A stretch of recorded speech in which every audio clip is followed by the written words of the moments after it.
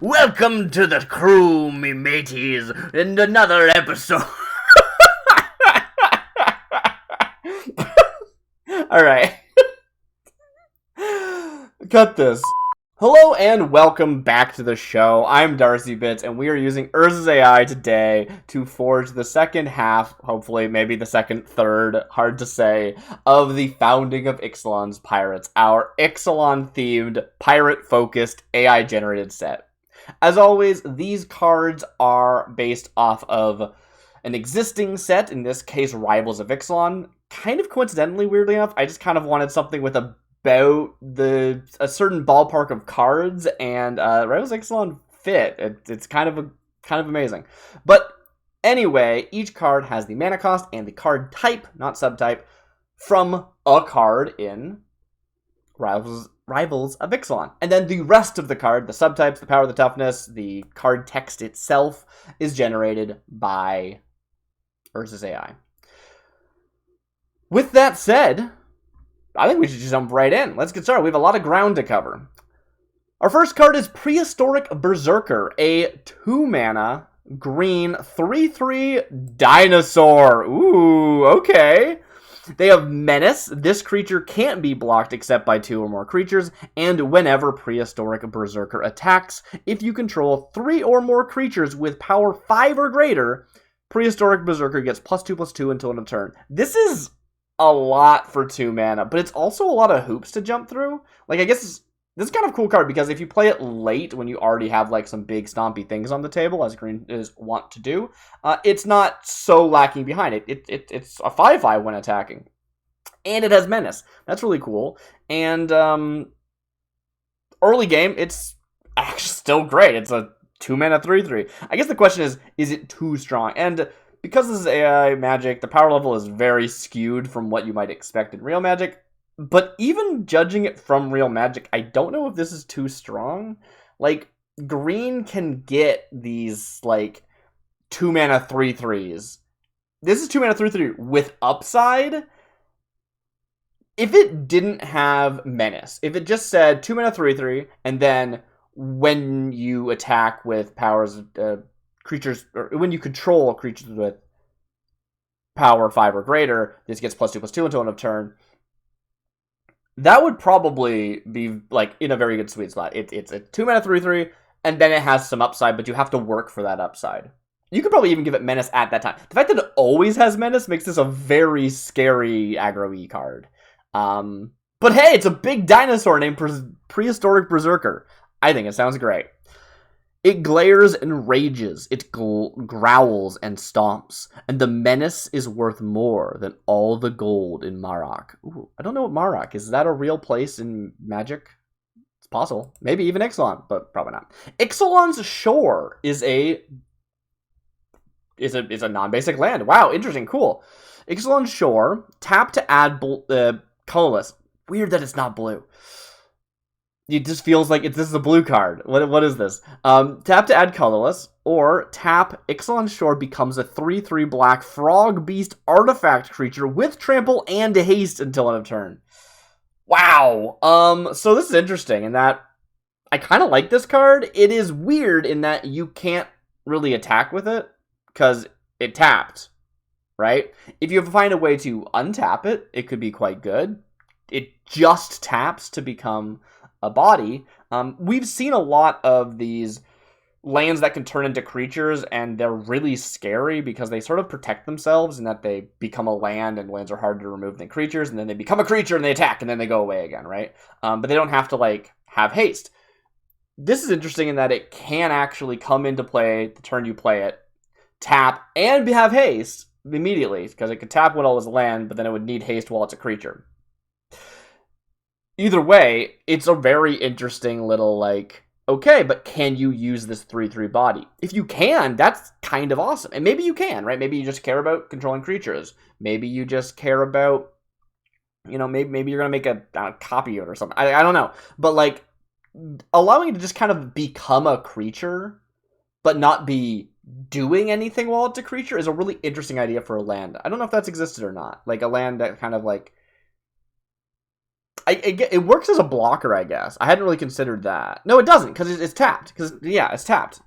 This is cool. I like this. The idea of just, like, a land that can become a creature for any of the variety of utility that you might have, but not attacking or blocking. Unless you can untap it. The cycle of life and death is constant in Ixalan, and no mage or genie is immune. Oracle en voyage. that tickles me. En voyage. Rabble Gomazes. Gomazes. Yeah, Rabble Gomazes is a 3-mana blue instant. Tap target creature. That creature doesn't untap during its controller's next untap step. This seems weak to me. I don't actually know what the going rate for this effect is, but I feel like it's gotta be cheaper than 3 mana, right? It's gotta be. It's gotta be. Like, you could bounce this to someone's hand, and that would be better in most situations. Yeah. So, this brings us to our rule. So, if you were wondering, because if you just joined us today, hello, welcome. Love to have you here. We are using some simple rules for rerolling our cards. If the card is fundamentally broken, just like doesn't function, not too powerful broken, but functionless broken, we get to reroll that for free. It doesn't cost us anything. Otherwise, we get 1 reroll per card. So if I reroll this card and it is stronger or worse, I'm stuck with it. That's just the way it is. This I'm really enjoying because it means I'm not going to be throwing it around willy-nilly, but it also means that we're going to have something like power level is less consistent than we think it is, right? The reason why when new cards come out with a new set, there's debates about if something's going to be a bomb and then it's not, or if something's going to be like super unplayable and then it's amazing. Like, those happen because it's actually kind of hard to assess a card in a vacuum. So I don't want to be doing too much fiddling and being like, that's too weak. And it's like, it probably was fine. Or that thing's too strong and it was fine, right? Like, I don't want to do that too much. So this lets me skew things a little bit without getting it out of control. And it keeps us moving, which is important. They grow to such gigantic proportions, only to be cast off in disgrace. I'm re-rolling it. Maybe we'll get something worse. Maybe we'll get something better. Let's find out. Ice Cold Surprise is a 3-mana blue instant. Choose 1. Put target non-land permanent on top of its owner's library. Put target non-land permanent on top of its owner's library. So, it's not really a choose 1 card. Unfortunately, it's just... yeah. But, as an effect, great. 3 mana. It's like I was saying. I don't think a tap down is good enough, but a bounce to hand probably is. And this is better than bounce to hand. This is great. The Lumiere family were the richest in Montagne until they built their dungeons. Because they were very expensive, and then they didn't have any money left over. Jace Cunning Castaway. Oh, wow. Oh! I didn't realize there were... yeah, of course there's planeswalkers. This is literally... wait a minute. What's the name of the planeswalker? So, in Ixalan, and I don't know which Ixalan, this is Rivals that this is based off of. I don't know which Ixalan this actually is. Jace is in the game, and he's... is this his name? It's something very similar to this if it's not. But clearly, this is a green-white card. Like, this is not based actually on Jace, but I guess the AI saw me go, hey, you want a set of cards based on Ixalan? I got you. It's Jace Cunning Castaway. Okay. Jace Cunning Castaway is a 4-mana green and white legendary planeswalker Jace. Each other pirate you control gains flying and double strike until end of turn. There's no trigger for that. They just say they do that. That's invalid. Whenever a pirate you control attacks, draw a card, then discard a card. So, before I read on, this is like a cool little package, right? I like this pirate synergy here. We don't know what the trigger is, but being able to make your pirates fly and gain double strike, that's really cool. And being able to have your pirates have this like looting effect is really cool. I like both of those as a build around of a cool legendary permanent. That's rad. But the first ability does not function because it does not have a trigger. We can't have that just be always true. If it just said each other pirate you control has flying and double strike, that'd be fine. But it says until end of turn, which doesn't mean anything. Likewise, it has no loyalty. The loyalty is blank. This is something that happens surprisingly often with Urza's AI Planeswalkers. There's not as many Planeswalkers. The sample size is smaller for the AI to be trained on, but either way, yeah, they just show up with nothing often. They still can, don't get me wrong. They can have real stuff, but it's very weird. One should learn from history. When Jace taught me to make music, I discovered I had been given a few lessons in magic. Jace Cunning Castaway. Is Jace Cunning Castaway the, like, illusion copy of himself that Jace made that got, like, self-awareness or something? That's... whatever, it doesn't matter. This is a free reroll. It doesn't even count towards my 1 per card.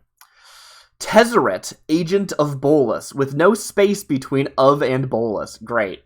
Tesseret, Agent of Bolas is a 4-mana green and white legendary planeswalker Tesseret. It has Vigilance. +1, put a +1/+1 counter on up to, that makes more sense, on up to 1 target creature you control. -3, draw a card, then you gain 3 life. It has no starting loyalty. Meh.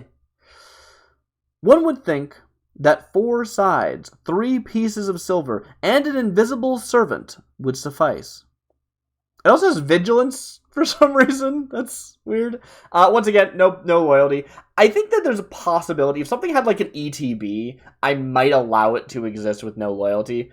I've had this discussion on the show previously about if a Planeswalker had no loyalty, does that mean it would just enter with 0 loyalty? And some people say, well, it doesn't have 0 loyalty, it has no loyalty. But it's also possible that you could say, well, loyalty just means it's a thing that says when this enters the battlefield, it enters with this much loyalty. So it does not say how much loyalty it enters with, which means it would be 0, right? It's like X is equal to 0 if you cast the spell for free kind of a thing. So, I don't know. It's debatable. I think we should just not allow it, but I do love the idea of Wizards actually printing 0 loyalty planeswalkers that just have a big flashy ETB, and it allows you to have sort of this like legendary sorcery that sort of fills this different role and doesn't interact with like Spellslinger decks. I think that'd be really cool. Anyway, what do we have? Tesseret, Agent of Bolas, but this time there is a space. What is going on? Holy crap. AI is weird today. Yeah, Tesseret, Agent of Bolas, they're just like, no, I got this one. Let me try again. Is a 4-mana, green and white, 3 loyalty, legendary planeswalker Tesseret. At the beginning of your upkeep, if you control 7 or more artifacts, draw a card. That is a very big ask, but also doable. For green and white and sacrificing a creature, put X +1/+1 counters on Tesseret, Agent of Bolas. Activate only as a sorcery. So, does this count as a free reroll? I'm not sure. It technically functions. It doesn't do anything. It's not designed like a Planeswalker, right? It does not have loyalty abilities, but Planeswalkers can have passive abilities. I don't know if there's precedent for Planeswalkers having activated abilities other than loyalty abilities. I'm literally 100% unsure. No clue at all. But 100% unsure is a weird way of saying that. Anyway. But, like, yeah, it doesn't have... I like the idea of a Planeswalker that just has just has loyalty. Can't gain it, can't lose it. Doesn't have loyalty abilities. Cool, that's interesting. Weird, because, like, why not just be, like, an enchantment or something? But whatever. I mean, the fact that it can be attacked is relevant and blah, blah, blah. Gameplay implications. And the idea of spending some mana and sacrificing a creature to do a thing is cool. You know what? I just realized that X isn't defined. Never mind. Put X +1/+1 counters on Tesseret. So, even if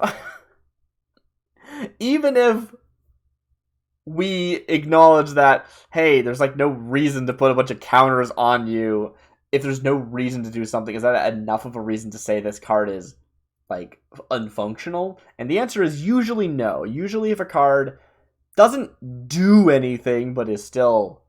like, doesn't break the game, it's functional, it doesn't get a free reroll. But, X is not defined, so it actually is broken. So we don't have to worry about that. The synergy of many is more powerful than the greatest of many. Tesseret. That's an interesting thing to say. I like that. Anyway, free reroll. Let's keep going. Tesseret, Agent of Varazeret. Okay, you're really stuck on... You know Tesseret's a blue planeswalker, right? Alright, cool. Tesseret, Agent of Varazeret is a 4-mana, green and white, loyalty, legendary planeswalker Tesseret. It has vigilance, it has flying, despite not being a creature. Whenever you cast a spell, create a 3/3 green insect creature token with flying and lifelink. I think it's pretty strong, if this had any loyalty. It's one thing to move a machine, but 1,000 things to put it right. I'm into the idea of, like, planeswalkers that are just enchantments that you can attack. I think that's fun. Elspeth, Sun's Champion. Now, this feels a bit more relevant. Yeah. Is a 4-mana, green and white, 3 loyalty, legendary planeswalker Elspeth. For +2 loyalty, creatures you control get +2/+2 until end of turn. Put a loyalty counter on each of up to 2 target creatures you control. They gain indestructible until end of turn. So, the loyalty counter doesn't do anything. You just put it on them. But, holy crap, is that not a lot? 4 mana, 3 loyalty, +2 every turn that you activate it. All the creatures you control get +2/+2, so it's just a repeatable +2 buff. I know that, like, planeswalkers are really hard to evaluate because they're really strong, just, like, across the board of Magic, so And 2 creatures get indestructible. What's interesting about this, like, put a loyalty counter on each of up to 2 target creatures is that, like, even though the loyalty counter is irrelevant, it does let you point to those creatures, which is important for the, like, it could just say up to 2 target creatures gain indestructible, but still, it's funny that it, like, does do something in this sentence. So this functions. It is scary and very powerful, and I might use it as my, like, actual reroll. But it's also really good, and, like, having good planeswalkers is kind of hard. You think I'm here to break your shields, or carry your battle-hardened bodies back to the Isle? It's much easier to build an army of undead from what's left of your companions. I'd love to see Elspeth go to Ixalan. I love how just, like, everyone got cool pirate outfits when they went to Ixalan, and just, like, yes, I want to see Elspeth in a cool pirate outfit. Yeah! I'm gonna reroll this. I probably shouldn't, but also, like, planeswalkers are so oppressive. Liliana, Waker of Tides is a 4-mana, green and white, legendary planeswalker Liliana. So, okay, cool to see Liliana. Weird that you're green and white. Okay. They have 4 loyalty, and for +2, Liliana, Waker of Tides deals 2 damage to target planeswalker or player. That player or that planeswalker's controller may search their library for a planes card, put it onto the battlefield tapped, then shuffle. That's actually really cool. So you can just ping yourself. She can even target herself, I think, with this. Target planeswalker. So this could either be ping yourself in the, like, +2 loyalty, ping yourself in the face, get a planes, ping your opponent for 2, and they get a planes. And if they're not playing white, ooh, yeah, you got nothing. You just got pinged in the face. Or 0, she pings herself in the face. That's why it goes up by 2 and down, so it's 0. And then you get a planes. This card's cool. It's weird. It doesn't feel like Liliana, and also doesn't feel like Waker of the Tides. This isn't like an island-based card. It's a planes. What is this? But I'm into it. It's fun. Liliana speaks truth to power. When you lie to her, your fate lies in your hands. No, in her hands. Liliana, Waker of the Tides. Liliana, you talking to yourself in the third person again? It's a pretty common thing for this AI dialogue. Liliana speaks truth to power. When you lie to her, your fate lies in her hands. And Liliana's just saying this to your face. I wonder if actually Liliana, Waker of the Tides isn't Liliana, right? This is like, it's a Liliana planeswalker, right? Like, it counts as Liliana for the purposes of being a subtype, but it might represent some kind of like weird construct or something. Like generally, if you like, raised the dead, they'd be black probably, and this is a green-white card. But like, I don't know, maybe this is some kind of homunculus, not homunculus in the D&D, the magic sense. It's not a blue creature. That's like, Anyway, but like some kind of construct that is effigy, I think is the word I was looking for. Yeah, some kind of effigy of Liliana. Don't know why it's the Waker of the Tides. Anyway, that's it. That's the card. It functions, and I used my 1 reroll already. Moving on. Gravatic Flux. Gravatic Flux. Gravatic Flux is a 4-mana green sorcery. Destroy target land. Okay. I don't know what the going rate for that effect is. I don't really like land destruction, but also I don't think this is so expensive I should ban it. Like, it's not so... I don't think it's even that good. I think this is fine. So this is my question, right? This is what the whole, hey, do I reroll this card? This is why I'm only giving myself 1 reroll, because there are so many things that are worse, and so many things that are worse for other reasons than this. I think I leave it. Welcome to your fate. What I will decide for you depends on where you go and who you meet. Tobias, archenemy of tyrants. Nice. Good. Good to be archenemy of tyrants. Heartbeat of the Wilds is a 4-mana black sorcery. Target player reveals their hand. You choose a non-land card from it. That player discards that card. This seems expensive for this effect. I think I'll reroll this. The Tellus believed their world had no limit. But then it fell under the crushing yoke of its lords. Great. This is our 1 reroll for this card. Clawing Attack is a 4-mana black sorcery. Each player chooses a number of creatures they control, equal to the number of creature cards in their graveyard. Creatures you control get +2/+0 until end of turn. I mean, it doesn't actually break any rules. I'm not entirely sure whether or not you would be choosing a number of creature cards equal to the number of creatures in, like, all graveyards, because it's, like, I think it would just be that actual, like, that player's graveyard, yeah. But it's their graveyards, which sort of is implying that you're, like, counting them together. I don't know. It's irrelevant because those choices don't matter. You simply make choices. I guess the question I have to ask, because I don't really know the rules well enough, is this doesn't say target, it says chooses. But it also doesn't say up to. Do the rules prevent you from casting this spell if you can't? Right? If there are not enough targets, does this get prevented from casting? And I don't think so, because it's not a target. That's my understanding. Magic is weird. That which roams free should fear death itself. Balthius, god of predators. Ooh, interesting. As far as the actual card, 4 mana for +2 to your board doesn't sound that great, but also, I think, that could win you a game, so I don't know. Vigilant Cutthroat is a 5-mana white 2/2 human pirate. Hey, we got ourselves a pirate, and they're white. That's cool. They have flying. For generic and white, Vigilant Cutthroat gains first strike until end of turn. Do I like this? No, it's 5 mana. It's a 5-mana 2/2 with flying. That's not good enough. No, I'm going to reroll this. There is only one true justice, and it is not made by a human's hand. Xenagos.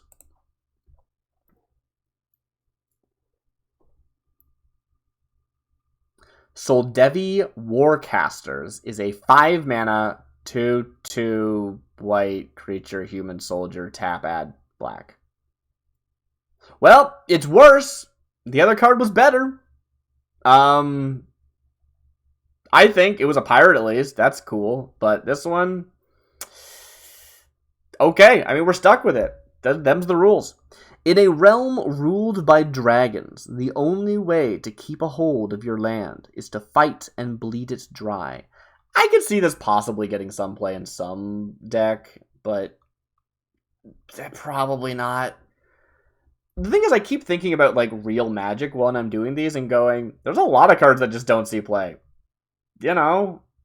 It's not that they're horrible, they're just, like, they don't make the cut. I don't know. Oh well. Shroud of Turmoil is a 3-mana blue enchantment aura. Enchant creature. When Shroud of Turmoil enters the battlefield, draw a card. Enchanted creature gets -2/-0. Wow, this sucks. So target creature gets -2/-0, and you get to draw a card. Okay. Yeah, I mean, it cantrips itself. It's not horrible, but you're not happy about it either. To survive the greatest cataclysm, one must possess strength, guile, and agility. I'm going to actually reroll this one. I know that this could be a lot worse, but I want to see a 3-mana enchantment in blue. I think there's a lot of space there for stuff. So, cool.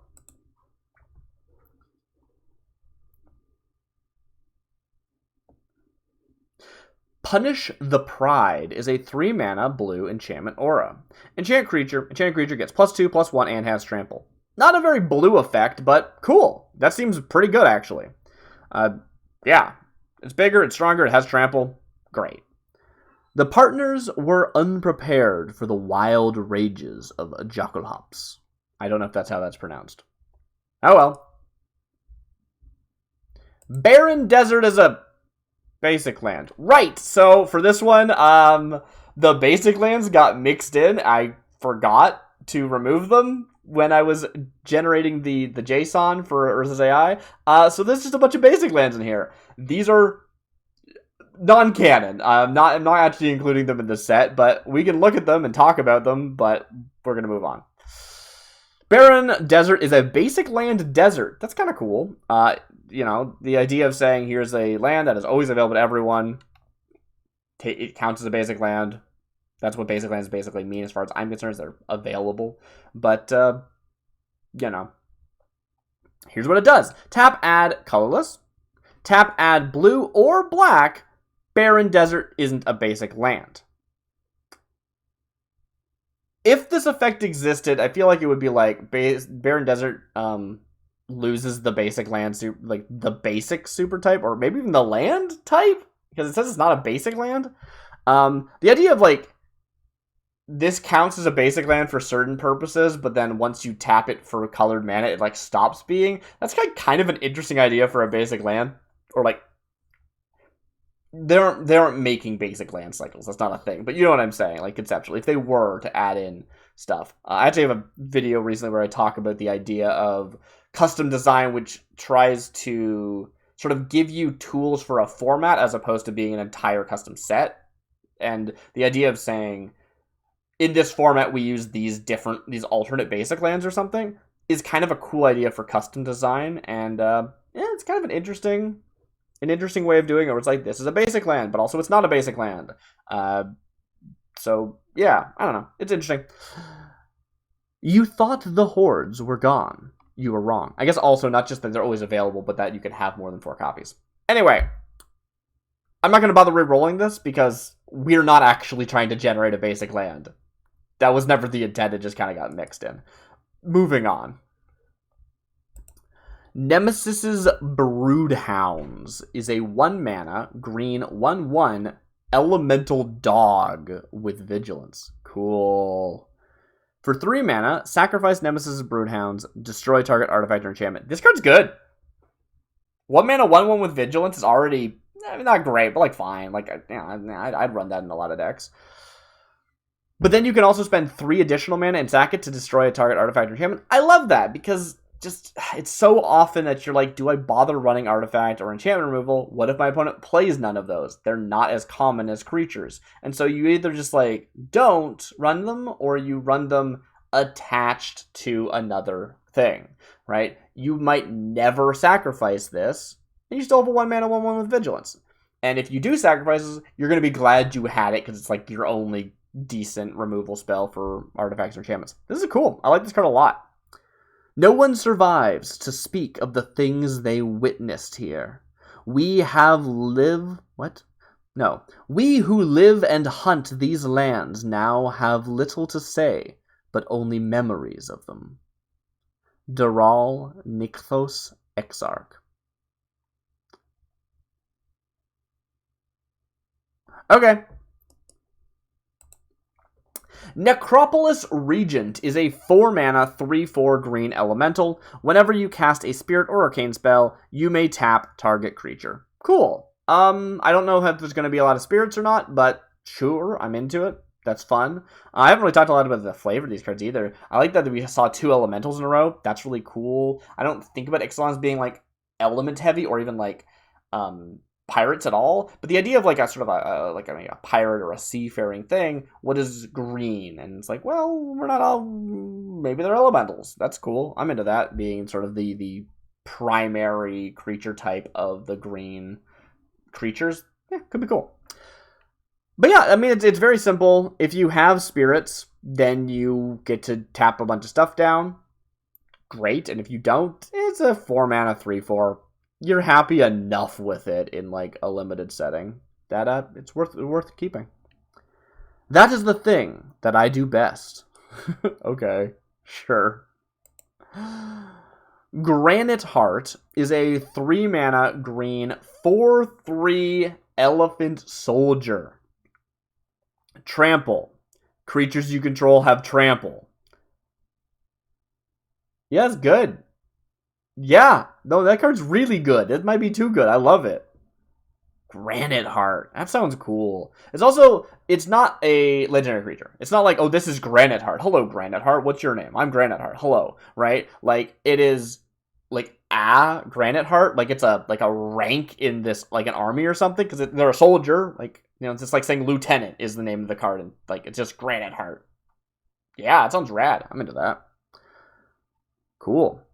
When the apocalypse began, it released thousands of subterranean armies to foment? I don't know that word. To foment the first war of creation. I do not know that word. Massive Revolt is a 3-mana black and green legendary enchantment. Cool. At the beginning of your upkeep, if you control no creatures with power 5 or greater, you may exile target creature or planeswalker. Holy crap! This card's rad! Is this too good? I mean, the thing is, on turn 3, you probably don't yet, right? And if you built your deck to just not have anything power 5 or greater, this could just always be on without really having to jump through any hoops. And I say that, but you are still jumping through hoops. Like, a green deck wants to go big, you know? Dang, that's... Wow. Is this too good? It was not supposed to happen this way. At the beginning of your upkeep, if you control no creatures with power 5 or greater, you may exile target creature or planeswalker.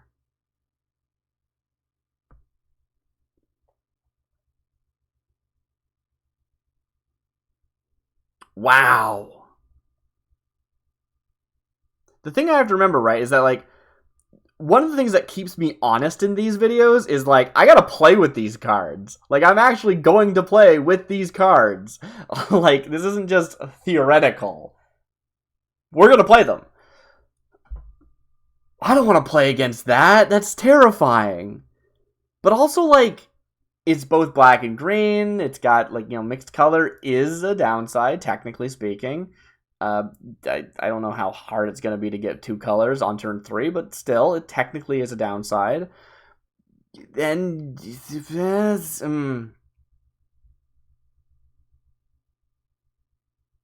I think this would be interesting if, like, there was no creatures on the battlefield with power 5 or greater. That would be really interesting. Because then your opponent might have, like, a response, right? It means it also can't kill, like, a huge thing, exile. It can only kill things up to power 4. That would be kind of an interesting design. Likewise, it would also be an interesting design to be, like, if you control, you know, no creatures with less than 5 power, and a minimum of 1 creature, I guess. I don't know how you'd word that. Like, that would also be an interesting design, but... Oh. It was not supposed to happen this way. I think I'm going to allow it. Against my better judgment, I'm going to allow it. Oh, no. It's... Alaskan Lightning Fish. That is a great name! Alaskan Lightning... I don't know why it's Alaskan, actually. Now that I think about it, it's kind of a weird name that it's referring to Alaska, a real-world location. I'm going to ignore that. Otherwise, great name. 3 mana, 2/2 green fish beast. Whenever Alaskan Lightning Fish attacks, it gets +1/+1 until end of turn for each attacking creature with flying. Huh. So this can get pretty big, but only if you have flying supporters, which is hard to do in green. You're probably going to have to play like a green-blue deck to support this, which kind of makes sense. It's kind of weird. Like this card actually would be great as a green-blue card, I think, because it's like a fish, but also a beast. That'd be really nice. I think that would work really well. Also, I guess kind of like maybe even red. Not because red has a lot of flyers, but just because like it's a lightning fish and like lightning bolt is a red spell. Anyway, like many creatures of the sea, Alaskan Lightning Fish serves its masters through pure strength of will. Sure. Nice. I think it's going to be kind of difficult to actually like activate that. It's, I don't know, getting a lot of flyers is sometimes difficult. But if you can, cool card. Jagged Drake is a 3 mana, black and green, 2/1 goblin shaman, not a drake. Okay. As long as Jagged Drake is equipped, it has first strike and haste. As long as Jagged Drake is equipped, it has trample and haste. As long as Jagged Drake is equipped, it has hexproof and haste. One of the things I actually really like the AI does is it has quirky templating sometimes. Like, you wouldn't ever write it this way. You would say, as long as Jagged Drake is equipped, it has first strike, haste, trample, and hexproof, which is a pretty powerful effect. It's a 3 mana 2/1, so it's a small body, but you can give it some pretty powerful keywords if you can equip it. So you have to jump through a hoop to activate it. Cool, and then probably you'll even want to like throw on some counters before it's even any good, even with the stuff. But it's equipped, so maybe, you know, it's gonna equip with like a big old like a sword that gives it +5/+0 or something. Like, wow, suddenly you have a very cool creature. I'm into that. I think that's really fun. But I also just really like this formatting of like repetition is really useful in, you know, every other field of writing that exists. But on a Magic card, you're like, no, I can't repeat stuff. That's not relevant. Like, that's not how you write a Magic card. But here, it tells a story. Like if we think about the flavor of a Magic card being really important to Magic's success, which is debatable. I don't know if that's true or not, but I hear people talk about the flavor of Magic all the time. And there's more to it than just flavor text, right? The mechanics feed into flavor, but also this text here, this is a piece of writing as well. I don't want to say creative writing, it is AI generated, but you know what I'm saying. It is, when you read it, it is telling, not necessarily like a story with an arc or anything, but it is saying, it is first strike and haste. It is trample and haste. It has hexproof and haste. Like, you know, this is a fast friend. And there's something really interesting about that, where it's like, they are getting equipped and gaining first strike and trample and hexproof, and like they're getting loaded up with all this stuff, but no matter what, they're going faster. Not that they need to be equipped, like, it's not like if it's equipped with 1 equipment, equipped with 2, equipped with 3, which would be a cool design. As long as Jagged Drake is equipped with, as long as it is equipped with 2 or more equipment, as long as it's equipped with 3 or more equipment, that would be a fun design. Sorry, I muse about custom design sometimes. That's a really interesting idea. I like that. There's some potential there. Anyway, I like this card. The Urdogs, maybe Dags, probably Dags. The Urdag scours the fringes of Ixalan for the heretical riffraff. Little goblin shaman. They never bothered anyone. Unless they're equipped. Dawnwater Sailor is a 2-mana, 2/2 blue fish pirate! This is my favorite card in the set. Whenever Dawnwater Sailor becomes the target of a spell or ability an opponent controls, untap target land you control. This sucks. It's not horrible. It's a 2-mana, 2/2. It's already fine. And it's a pirate for any pirate synergies you might have. Then, if it's a target of a spell or ability an opponent controls, you get to untap a land, which is great. The problem is that it's purely defensive, right? It is, hey, don't shoot my guy, or I'm going to get a land. I'm going to get an extra mana. And that is useful, right? That is a potentially quite useful deterrent in a lot of situations, but it's not like you can activate it. It's not like when anyone targets it with a spell or ability, because in that case, ooh, okay, that might be too strong, because then suddenly there's some very interesting infinite combo potential going on there, right? I cast a spell, and I untap a land. I can't tap that land. I cast a spell, I untap a land. Very cool. The safety of Ixalan's shore is contingent on the sight lines of its fishermen. I don't know what you mean. Gargantuan Wasp is a 4-mana, green, 2/4, insect druid. I love an insect druid. They're so cool. For 2 mana, target green or blue creature gets +3/+3 until end of turn. Holy crap. Hello? So Gargantuan Wasp reads 4 mana, 2/4. Not a great body. I can spend 2 to 1 mana. Sorry, 2 to 3 mana to stats to pump at very least itself, but possibly even other things. That's really good. Wow. This Gargantuan Wasp is so big it can't fly, I guess. Which is probably a good thing. If this could fly, this would be even scarier. I think I'm going to allow it, because I do love a gigantic wasp, or a Gargantuan Wasp. Apologies. That's really scary. That's going to be so hard to deal with. But it doesn't have any form of evasion. It doesn't have trample. It doesn't have flying. I think this card's probably okay. It doesn't even start very large. It's going to be really hard to remove. But otherwise, yeah. It makes its layers in the towering hollows of Ixalan's strongest mountains. Okay. Devouring insects, spiders, and any other prey that is large enough to feed on. This green creature lives in the mountains. Good to know. Relic Shredder is a 4-mana blue enchantment. Whenever you cast a non-creature spell, Relic Shredder deals 2 damage to any target. Whenever you cast a non-creature spell, create a treasure token. Once again, we're seeing repetition. This one's less interesting than the last time, I think. Rule of 3s, everyone. But, yeah, cool.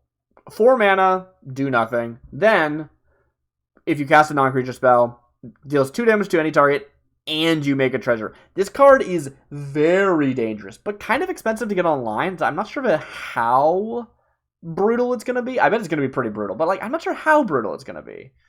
But yes, the fact that you can be I cast this cantrip that costs 1 mana and draws me a card or whatever it happens to be, and then I get a treasure token, and then I sack that treasure and I cast another spell and it's a cantrip and it draws me a card, and then I sack that treasure token. This could very easily just, win you the game. But, yeah, decks need win cons. It's a win con. I don't think it just is a win the game on the spot, though. I think I like it. Yeah. Just remember the spoil. Azan Hackador is a 3-mana, green and blue, 1/1 legendary creature Phyrexian horror. Partner with another pirate. Okay, 2 things. 1, that's a really cool concept. I don't think that technically functions with the previously established design of the keyword partner with. But it's a cool idea of it's like land cycling as opposed to cycling. What does that mean? Oh, it means you discard it and you get to find yourself a land.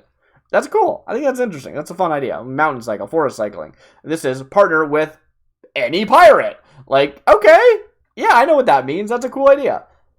Second point, though, of course, is this reminder text is wrong. And we have established previously, we are not treating them as wrong. So this is the first time of today's video that we've talked about this, but in the last video we discussed, for this one, reminder text is going to be treated as such.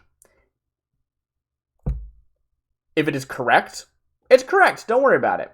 If it exists with no obvious connecting point, like, what even? Why are you giving me reminder text? We can just ignore that. It doesn't exist. It isn't real. But generally speaking, in this case, when it's giving us something that is wrong, we're going to treat it as real, right? Partner with another pirate. We know what partner with should read. And it's not this text. This is the wrong text for that ability. But I think it's not unreasonable to say, in our weird little AI universe, partner with means something different. It means this reminder text today. And even if we see another card that says a different use of partner with different reminder text, that's okay too. Each card kind of has to be viewed on its own. As long as all the rules for the card are self-contained on the card, I don't really care what the AI does. So I'm going to see what it says.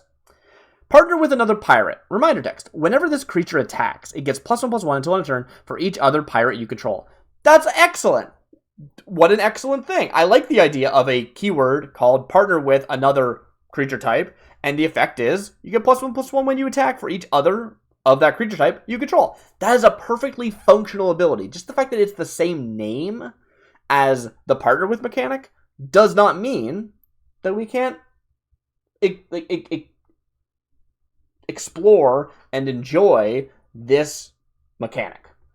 Now, that actual reminder text probably does exist. Like, that's probably a real keyword and move that they've just, like, stapled onto the wrong thing. But it still functions. It still works. Like, it's cool. It's good. Awesome. Whenever Azan Hackador deals combat damage to a player, draw a card. This card's great. It's a 3-mana 1/1. It's a legendary creature called Azan Hackador, which is a great name for a legendary. It doesn't have a subtitle, but that's okay. It's a Phyrexian horror, which raises some really interesting questions, right? Oh, wait a minute. This is not even a pirate. Why is it partnering with pirates? Huh. Is it like infiltrating pirates? Some sort of Phyrexian horror that's like doing that? Is it like something that's being like used by the pirates or something? I don't know. It's very cool. There's a lot of potential here. The ghastly water spirits who rule Kazan demand the highest tolls in gold, glory, and tribute. Right, so this is like some kind of Phyrexian horror that happens to be in Ixalan, and it is driving pirates to work for it, which is also benefiting it. It's probably, getting them to go get spoils and bring them back to them. It's sort of like a dragon. You can see a dragon having a similar effect to this. Like, I get stronger when there's like a dragon that gets stronger when there's kobolds around because, well, the kobolds are making the dragon strong. Like, there's, I think it's really cool.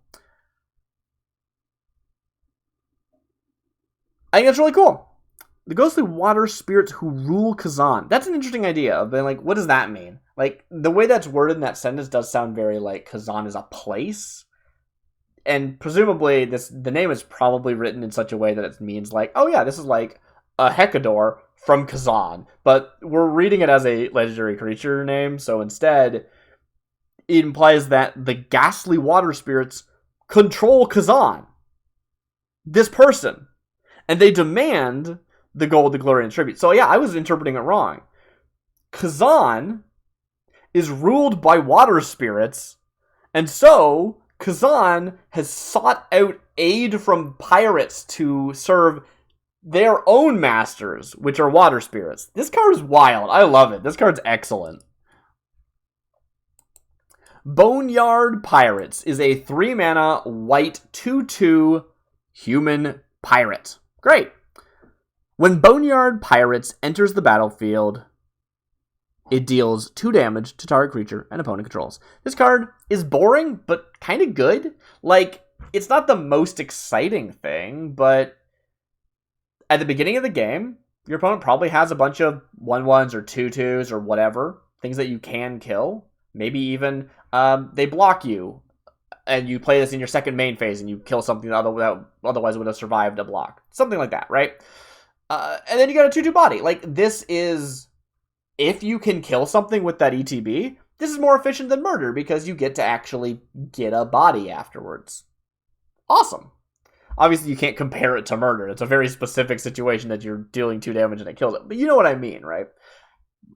I think this card's great. We were called on a hunch. No one believed us, not even us. But the others got wind of the venture, and things went from bad to worse. The battle was fierce. We won. But we lost our boat. The ship and the captain were lost to us forever. The battle is not forgotten. Gruesome Flame Speaker. Huh. What are the Boneyard Pirates? Why do they do damage on ETB and that's it? Oh well. Ghoulcaller Gisa? Okay, yeah, sure. Ghoulcaller Gisa is a 2-mana, 2/2, non-legendary creature goblin. They're white and black, and at the beginning of each end step, if you gained 5 or more life this turn, transform Ghoulcaller Gisa. We reroll all our transform cards. There's just no way of enforcing that. Like, I could just make a random card, but there's no reason to think that that card is appropriate. I should do a specific series where I try to make some transform cards and just sort of like make up some rules so that there's at least some semblance of consistency, but for today we're just gonna not do that. So this is just a free reroll. He won't fight in her name, and she won't be here to defend him. Chained Centaur is a 2-mana, 2/1 white and black shapeshifter. Whenever you cycle or discard a card, you may have Chained Centaur become the cycling creature. Whenever Chained Centaur becomes the cycling creature, you may put a +1/+1 counter on it. I love this. I don't think it's worded correctly. Like, it should be like becomes a copy of, like whenever you cycle a card, if it was a creature card, this becomes a copy of that creature. When that happens, it gets a +1/+1 counter on it, which is cool. Now, you could also argue, oh, it just simply becomes the cycling creature. Period. That's just like that text triggers, and that text has no inherent rules, but then it has an ability that refers to when it becomes the cycling creature, right? It's like something saying, when it becomes monstrous. Like, okay, sure. It doesn't inherently do anything, it just has this other rider to it. Cool, interesting. I guess that's not actually entirely true. That's like gaining counter. You know what I'm saying? The point is, like, there's a mechanic that actually says, you become monstrous, and then there's a thing that says, when you become monstrous. And so you could argue that this doesn't actually do anything. It just gets counters whenever you cycle or discard a card, right? You could also argue that no, the cycled card has to be a creature so that it can become the cycling creature, and then only then does it get its +1/+1 counter. Which I think is probably the correct ruling. The point is that this card is up to debate, so it is entirely possible that it falls within our realm of technically broken cards. And I don't know if it is. Like, it's not fundamentally broken, it's simply debatable. It's up to interpretation, which is something we try to avoid. We are trying to make cards that are functional, that people can pick up and play, and even if maybe you need a rules judge, you don't need to be making a ruling. You just do it as the card says. So it's debatable, especially since this triggers off of when you discard a card, not just when you cycle it.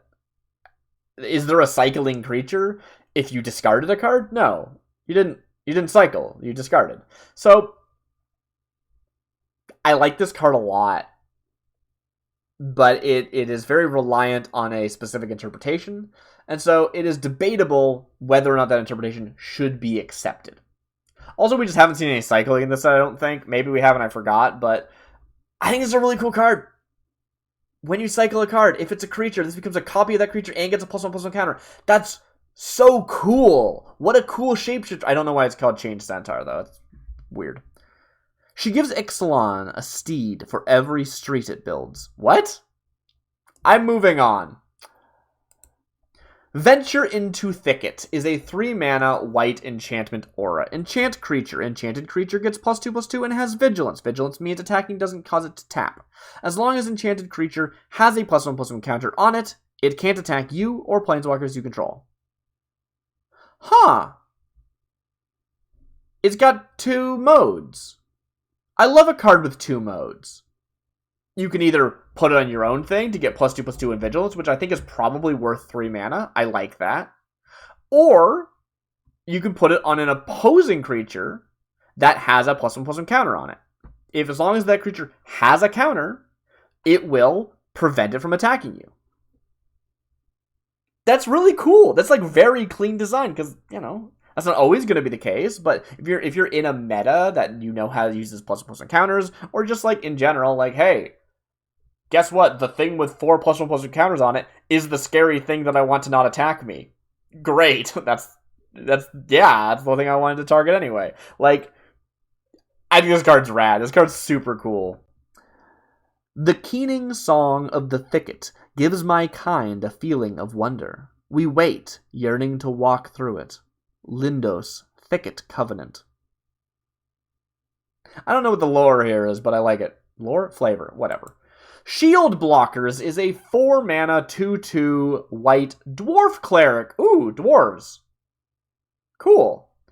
Whenever Shield Blockers blocks a creature, you may draw a card. Yeah, that makes sense. I like it. It's like a card that wants to be blocking. Now, it can't block super well. It probably dies when it blocks. I'm into that. I just think that's a fun, like, little design. It is probably too expensive. But I don't think I want to... If you can only block once with this, and you're probably only even, like, let's say even, like, chump blocking, because your opponent just, like, didn't bother to attack into it otherwise. That's 4 mana, that's 4 mana, like, target creature can't block, like, can't attack, and you draw a card. That seems bad when you say it that way. The fact that you get to pay it ahead of time and it sits around the battlefield until it needs to block is better than what I just, like, compared it to, but I don't know. When adventurers explore the plain of Ixalan, they learn about their land's many dangers. I'm going to keep it. The reason we have the single shot reroll rule is because I don't want to be rerolling willy-nilly. And I don't think this needs a reroll. I'm going to let it slide. Might be worse. And I think it's a cool design. Like, even if it's not a great design, it's a cool design. And that's worth something. Cap'n Blackbark is a 2-mana 1/2 white human pirate with menace. Interesting we're seeing so many white pirates. It makes me wonder, in Magic, if you have someone who's not a pirate, you have like an admiral, like a sailor, like a captain of a ship that is not a pirate. Do they still have the pirate tag? Like, I'd have to go look at the pirates in the history of Magic. Maybe they're like soldiers or something. I don't know. I legitimately don't know. I don't think sailor's its own creature type compared to pirate. Again, I could be wrong. I don't remember. But if we assume that pirate is kind of the generic seaworthy fighter person, then these sort of white pirates might actually be like privateers more, or like captains of ships and stuff. It is called Captain Blackbark, though. It does not sound particularly white. Oh well. It is a 2-mana 1/2 with menace, which means this creature can't be blocked except by 2 or more creatures. When Captain Blackbark enters the battlefield, target creature can't block this turn. It's not very interesting.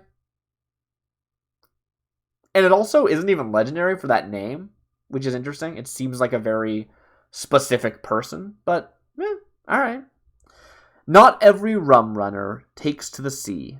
Some settle for life on the sandy streets of Zendikar. Zendikar? What does that have to do with any of this? This is a 2-mana 1/2 with Menace.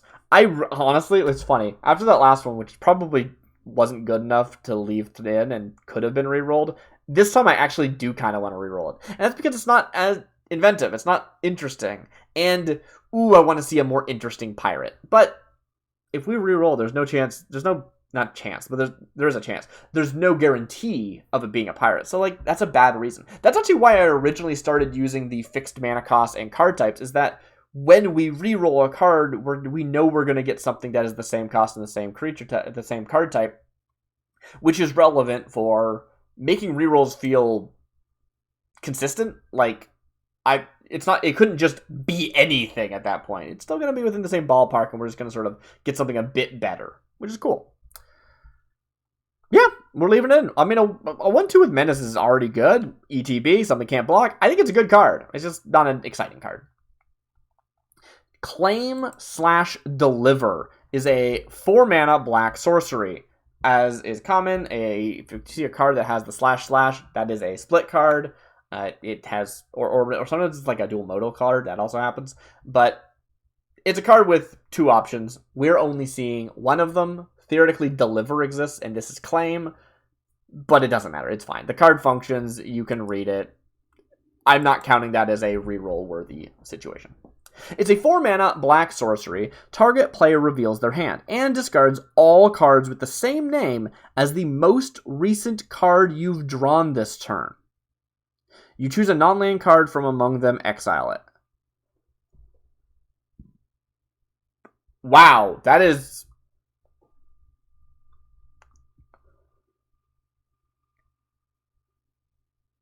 There's a lot happening here. I don't know if this fundamentally doesn't work. Like, I think this does work within the rules of Magic. It's just very weird, and you wouldn't word it this way. It makes sure you have to, keep track of what the most recently drawn card is. But, like, Miracle exists. Like, I guess that happens at the time of drawing it is the thing. Like, when you draw it, before anything else happens. So that's a little bit different. But... like, you just have to trust your opponent that they're revealing the most recently card they drew. And also, it doesn't tell you to reveal it. It's not like, target player reveals their hand and discards all cards with the same name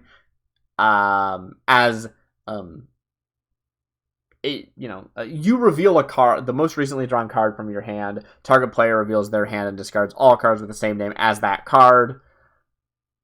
Then you choose a non-land card from among the discarded cards, exile it. Like, yeah, the wording needs to be, like, fixed up a little bit, but otherwise it functions, right? We've mentioned before on the show that some of these cards just kind of need to be oracled. They just, without the rules changing, without the actual card's effect changing, you could tighten this up so that it's fits within the realm of what Magic would have written if it was actually a card. And I think that's all it needs. And that's a pretty decent effect. 4 mana, discard, like, probably not 4, but, like, some. And it doesn't even need to be non-land, right?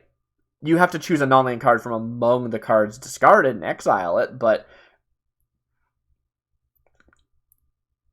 they just discard every card with the same name. So if you're in a mirror match, you could very easily be like, I'm going to play Claim, I'm revealing a swamp, discard all the swamps in your hand.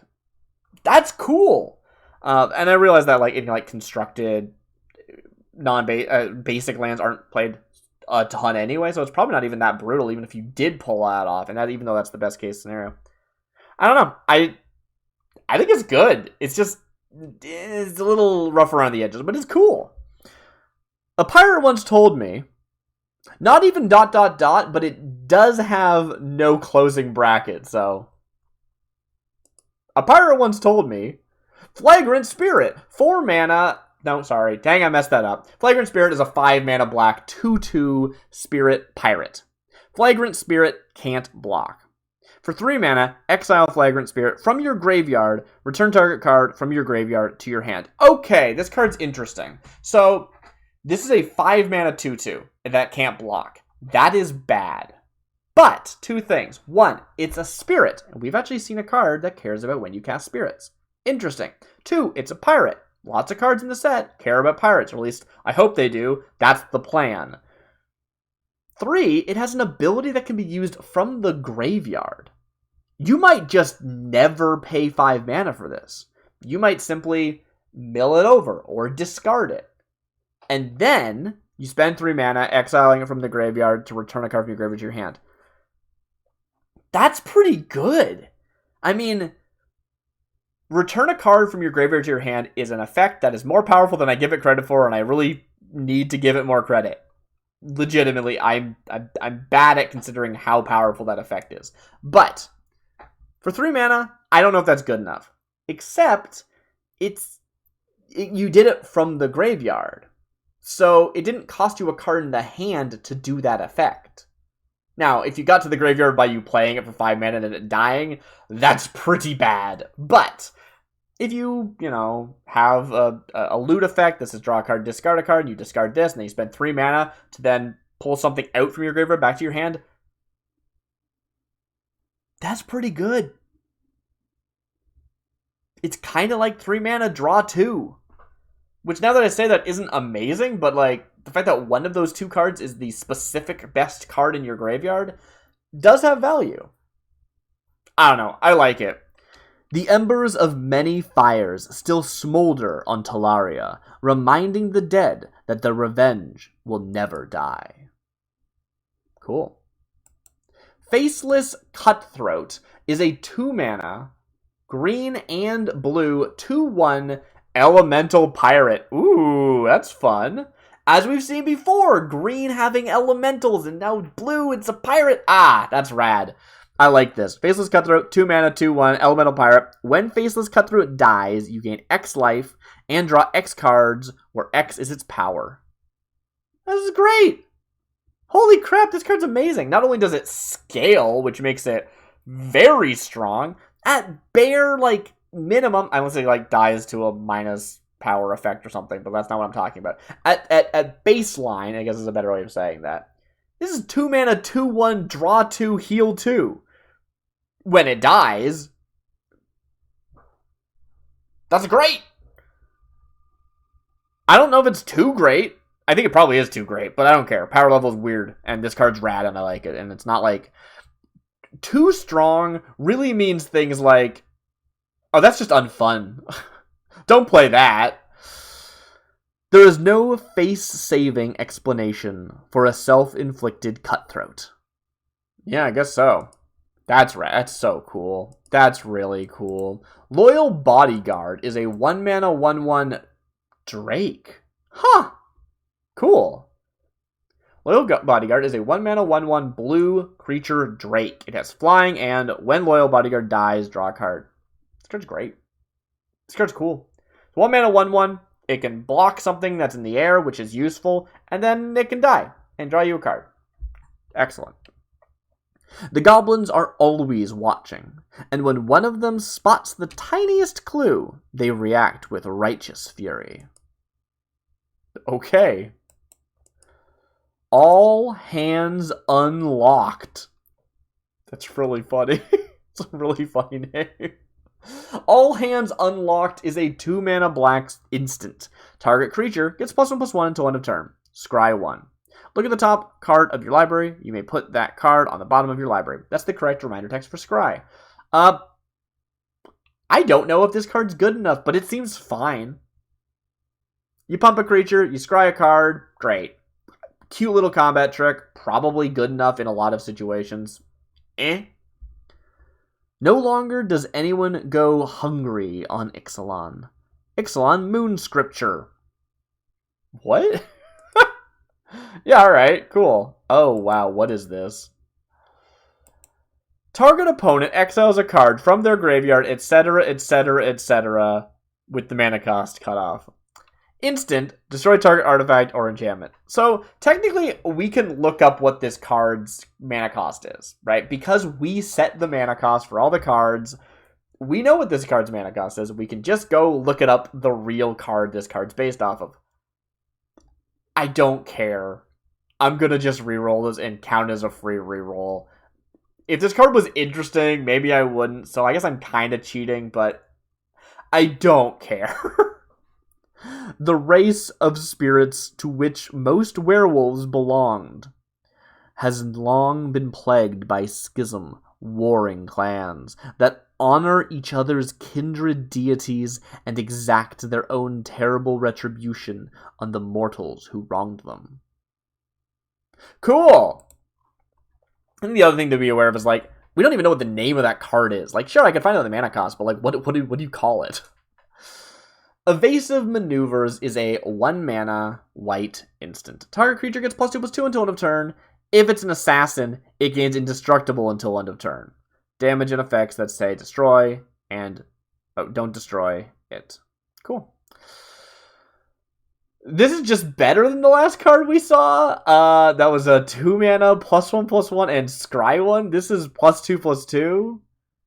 If it's an assassin, I guess this isn't necessarily better. Like, it's not strictly better. People throw in strictly better, and they're not describing strictly betters. Sure, this is cheaper and it's a bigger buff, but the other one scries, and you might actually prefer that because all you care about is +1 because it's all you needed to survive the lightning bolt or whatever. And you got to scry, which is more useful than sometimes getting indestructible, i.e. probably never getting indestructible. How many assassins are you playing? Right? So, yeah, I think that they seem dramatically different. I think they're actually kind of similar. Some left their plans in the dust. Others survived to create their own destiny. Calming Wave is a... Oh, we're back at the basic lands again. We made another island, but this one it says reminder text white and blue, which is wrong. So, that's fun. The rising tide is only the beginning of Ixalan's enemies. Sure. Let's move on. Navigator's Amulet is a 1-mana red sorcery. Reveal the top 5 cards of your library. You may put any number of artifact, creature, and enchantment cards from among them onto the battlefield. Put the rest on the bottom of your library in any order. No. This one does get rerolled. Not as my free reroll, mind you, so it's possible that it gets even more broken. The AI does love to make absolutely bonkers 1-mana cards. Like, can't make a really powerful 8-mana card, but it can make the most broken 1-mana card, which is fair. It's easier to make a broken 1-mana card than a broken 8-mana card because just more things are broken at that mana value. I get it, but still. Holy crap. Yeah, top 5 cards of your library, any number of artifact, creatures, and enchantments onto the battlefield. What the heck? At last I understand the legend. That ancient navigator from Ixalan was once as brilliant as any warrior. Eladamri, Lord of Leaves. Yeah, so this is our actual real. This is not... It wasn't functionless. Like, that card did function. Trail of Crumbs, which I think is a real name for a card, from Eldraine. Trail of Crumbs is a 1-mana red instant. It's a sorcery. I'm not reading that again. Draw 2 cards, then discard 2 cards. This card... I was going to say this card kind of probably sucks a lot, but, like... I mean... It gives you hand selection. If this just said, like, 1 mana, like, a mill 2, that's not good either, but, like, I might consider running that. I like milling myself. But this also gives you card selection. Cool. And I think it also means that it's not, like... power creeping other, like, draw cards, discard cards effects in red. I think that maybe I'm wrong. I don't know what the most popular, like, draw cards, discard cards in red effect is and how much that goes for. So maybe this is still power creeping that. I don't know. But the fact that it's not actually giving you any card advantage, it's not like draw 3, discard 2. I think this card's fine. It's a shame it's a sorcery, but whatever. Many pirates live their entire lives without learning the meaning of a home. Aw, yeah, that's true. Mariana of the Isles. Aw, I want to meet Mariana of the Isles. They seem cool. Rabble with Style is a 2-mana green instant.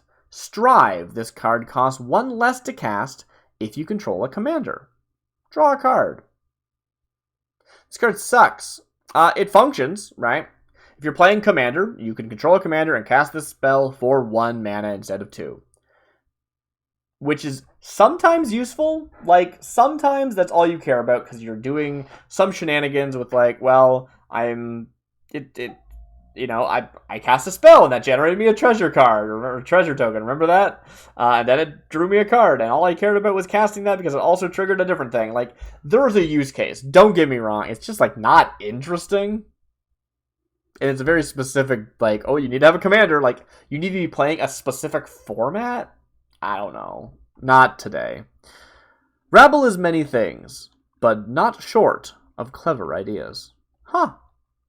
Well, this could be absolutely busted, and we have to stick with it, because that card did function. That cost us a reroll. Magma Mine, weird name for a green card, is a 2-mana green instant. Create a 2/2 black and green elemental creature token with haste. Cool. So, it's a 2-mana 2/2 with haste. But also, you can cycle it for 2. And also, it counts as an instant if you care about instants. And makes a token if you care about making tokens. Like, I like this card. This card's cool. Kozilek's Cauldron gives life to newfound treasure. Oh yeah, cycling is 2 mana to discard this card, draw a card. It is worth pointing out, however, that other card that's like, when you cycle a card, become a copy of the cycled creature. This isn't a creature. It's an instant that makes a creature. So, yeah. Which is kind of funny when you think about it, because, like, kind of all creature spells are intended to kind of be like, you cast a spell which summons a creature, but we represent it with the creature card itself. It doesn't go to the graveyard until the creature dies, right? As opposed to, like, an instant or sorcery. Which is interesting. Anyway. Yeah. Stensia Shore Hunter. I like that name. I think Stensia is a Innistrad thing? That sounds right, but whatever. 4 mana, red, 2/2. It's an orc pirate with Swamp Walk, meaning this creature can't be blocked as long as defending player controls a swamp. Whenever Stensia Shorewalker deals combat damage to a player, that player exiles the top card of the library. This card's not very interesting. It is an orc pirate, which is just innately cool. It has Swamp Walk, which I don't know how much that goes for. I don't like land walk. I've talked about it before. I'm not going to get into it. And then it mills your opponent 1, but it doesn't help them. It just hurts them. If you wanted to mill at your opponent, I guess there's something you could do with that, but like that's it. Yeah, I don't know. A pickle's best friends are jars and dredge. I'm gonna reroll this one. It has more potential than it has seen. Wretched Soul Hunter is a 4 mana 3/2 red human pirate with Island Walk. This creature can't be blocked as long as defending player controls an island. Wretched Soul Hunter can't block. Ah. Well, at least it's a bigger body, I guess? Huh. The other one was technically more interesting because it, like, exiled the top cards of your opponent's library, which isn't innately useful, but This is, I guess, 1 bigger, which is nice, but also can't block, which is not nice. She'd never want to become one of them. Not now. Not ever. Oh well, Wretched Soul Hunter it is. Bountiful Rebirth is a 2 mana blue instant. Target creature gets +3/+3 until end of turn. Untap it. It gets an additional +3/+3 until end of turn. This is 2 mana, give a creature +6/+6, and untap it. As we've mentioned before, untapping things can sometimes be relevant. For example, if you have a land which can tap itself to become a 3/3, you can then cast Bountiful Rebirth on it to make it into a 9/9. And it's untapped. That's pretty cool. How do I feel about this card? Well, it's super busted, right? Like, this is very, very strong. It doesn't give it, like, trample or anything, so it's not like it's like a overrun or... Overrun's the wrong term. You know what I'm saying. It's not... Target... Titanic might... Whatever. The point is, big buff and trample hit face. This... Big buff... Get... I guess the thing is you can do it after blocks, right? Like, that's... It doesn't need trample.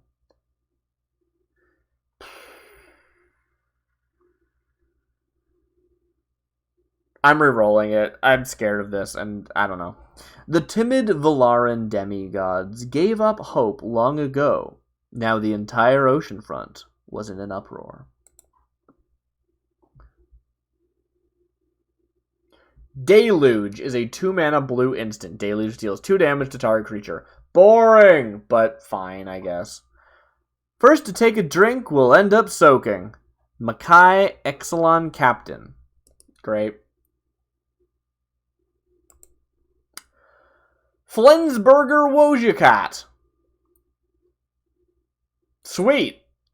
Flensburger is a 7-mana blue 5/6 legendary creature, Phyrexian Swamp something? So previously, in my previous series, which was all about, like, Theros, and it had a lot of, like, legendary enchantment creatures or whatever, I allowed the type line to be cut off, because I kind of had to, or I'd be spending forever re-rolling, and I didn't want to do that. Here, unlikely to have be cut off again if I re-roll this. That also feels like kind of a petty thing to be re-rolling a card based off of. Unfortunately, I don't know what it is. It's a swamp dash something. Which I guess just means it is a creature type, a unique creature type, which I guess is fine. Like, it's not going to have any synergy. It is a unique creature type. Alright, let's see what it says. 7 mana 5/6 with Vigilance. Whenever Flensburger Wojciech deals combat damage to a player, that player exiles the top card of their library. You may play that card this turn. This card's expensive, but it does have Vigilance. Like, a big body with Vigilance is very scary. It might be worth 7 mana. I really don't know how to assess it. Then also, if it connects with your opponent, you can play that card in your second main phase. That's great. Now, it doesn't fix mana, so if your opponent, isn't running the same colors as you, you might just be out of luck, but I'm going to re-roll this, but I'm going to count it as my re-roll, so fingers crossed. Did I read the flavor text? I think I forgot. Oops. Hovis Roaring Salute is a 7-mana blue 4/6 legendary creature human pirate with Vigilance. Whenever Hovis Roaring Salute attacks, you may exile a pirate card from your hand, rather than pay this spell's mana cost. When it attacks, that doesn't track. For 4 mana, draw a card. I was really excited for this. I thought this was going to be really cool. It's a pirate. It cares about pirate cards in your hand. Very interesting card, conceptually, but not in practice. Yeah, I think we're going to count this as our free reroll because it wants you to exile a card in your hand rather than pay the spell's mana cost while it's attacking. That doesn't mean anything. They swarmed his vessel in the doldrums. I think I'm probably inconsistent about what counts as a free reroll and what doesn't. It's very easy to say, like, oh yeah, if you were paying its mana cost, you would be able to do this, but you can't right now. And it's like, so you just do nothing. Whatever. Tasugur, the Golden Fang, is a 7 mana, 4/5, blue, legendary creature, human pirate. Tasugur, the Golden Fang, has first strike as long as you control an artifact. Huh. Like a sword or something. I gotcha. For blue, return target creature with flying to its owner's hand.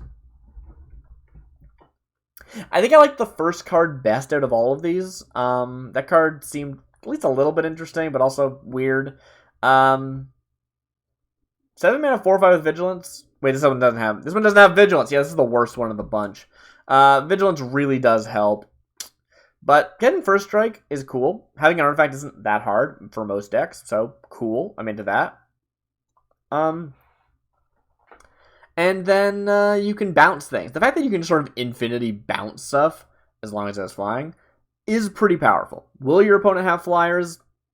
Maybe not. But hopefully you can deal with their non-flyers, so it's not that big a deal. I don't know. For 7 mana, probably too expensive, but this is our capping. A year spent free of constraints, in perfect comfort. That's how it ought to be. Master Sardu Thief.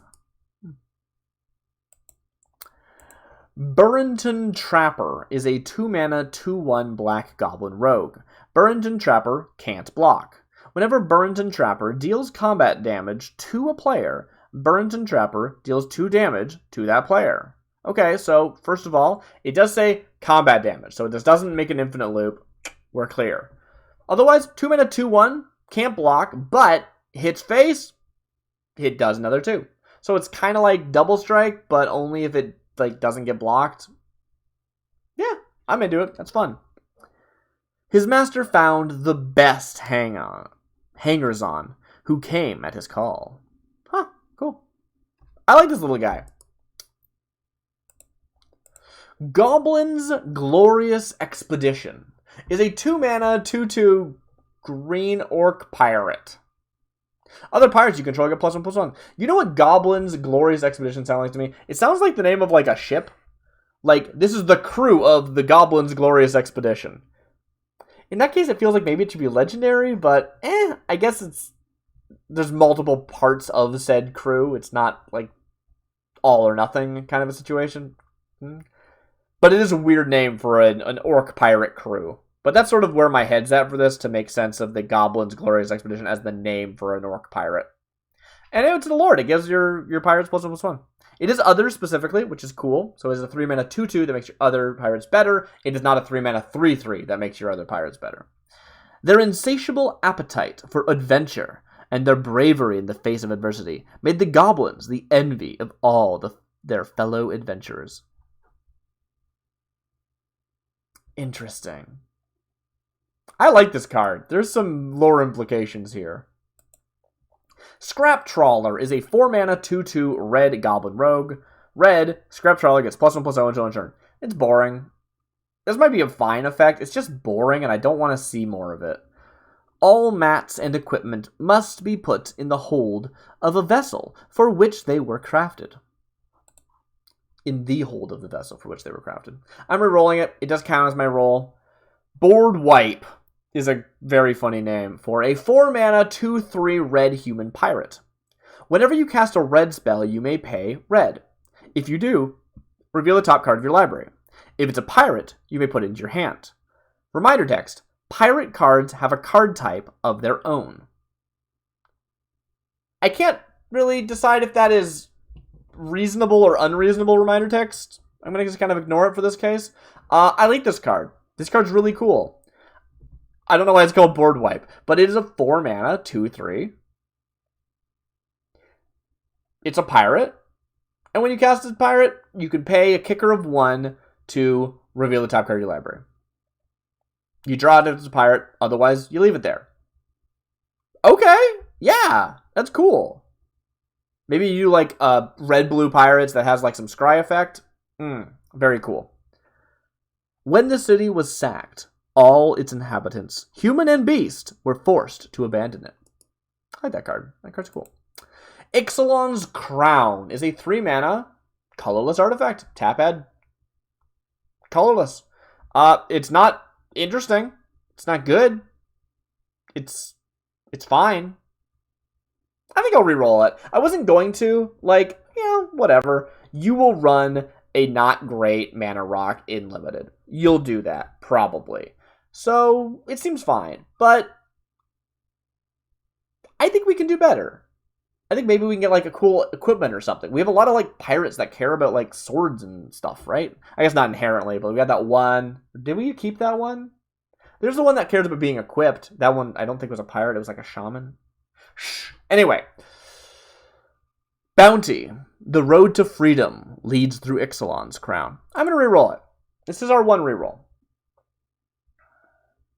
Chainer's Splinters is a 3-mana colorless artifact. Chainer's Splinters enters the battlefield with 3 -1/-1 counters on it. Tap. Remove a -1/-1 counter from Chainer's Splinters.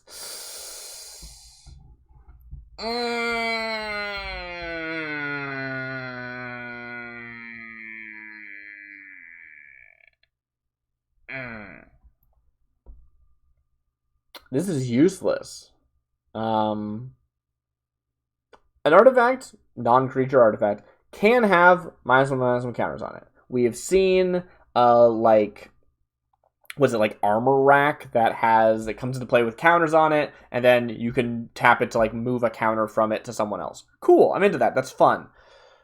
This has -1/-1 counters on it, which doesn't do anything innately, and then you can tap it to remove one of those counters for no reason.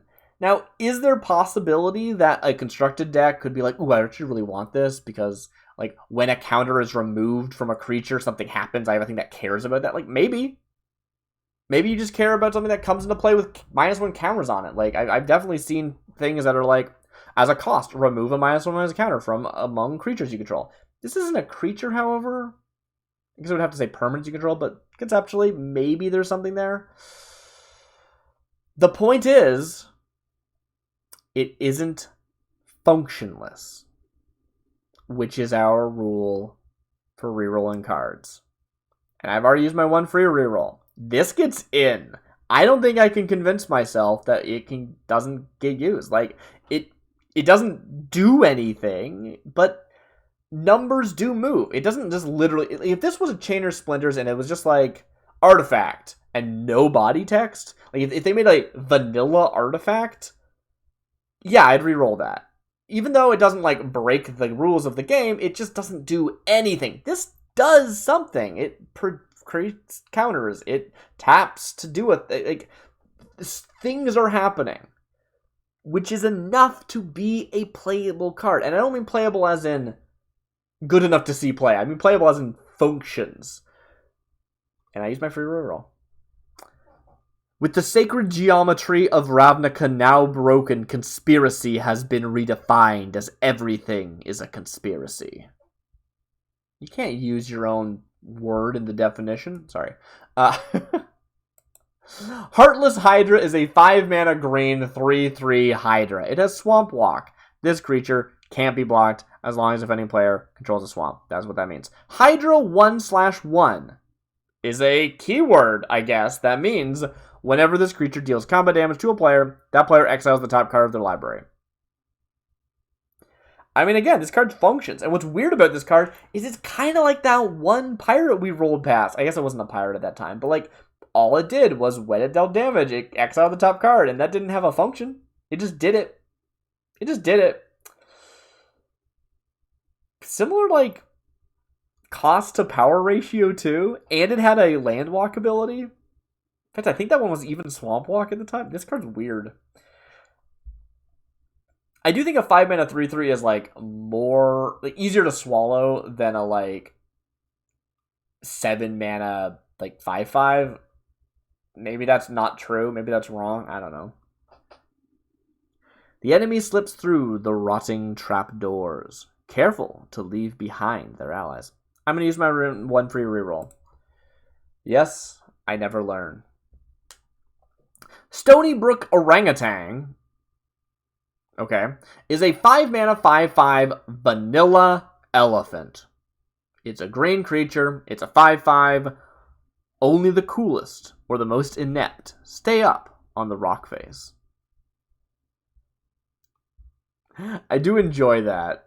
There is something fun about being like, oh yeah, this activity is only done by people who are either extremely cool or just really suck. Always good when that's the case. I enjoy it a lot. Yeah, 5-mana 5/5. It's fine. Did I mention it's an elephant? It's an elephant. Light Dancer Blackjack is a 2-mana white 1/1 human pirate. It has flying. Tap. Target attacking pirate creature. Sure, okay. Okay. Target attacking pirate creature gains first strike until end of turn. Sweet. Okay. 2-mana 1 with flying. Not terrible, not great. Then you can tap it to give something else first strike, but that thing has to be pirate. I like it. I think this card's good. Haul it. You've got a price. You could even block with this thing and then tap it and give one of your other blockers first strike. No, wait, target attacking pirate. Never mind, you can't do that. Still, cool card. I like it. I think it works. Could the numbers be different? Sure, but it's cool. Secrets of the Shipwreck. Ooh. Is a 4-mana green enchantment aura. Enchant creature. Enchanted creature gets +3/+3 and has first strike. First strike's powerful. Yeah, sure. It is forbidden for even one man to walk on board after the voyage begins. Ananasi.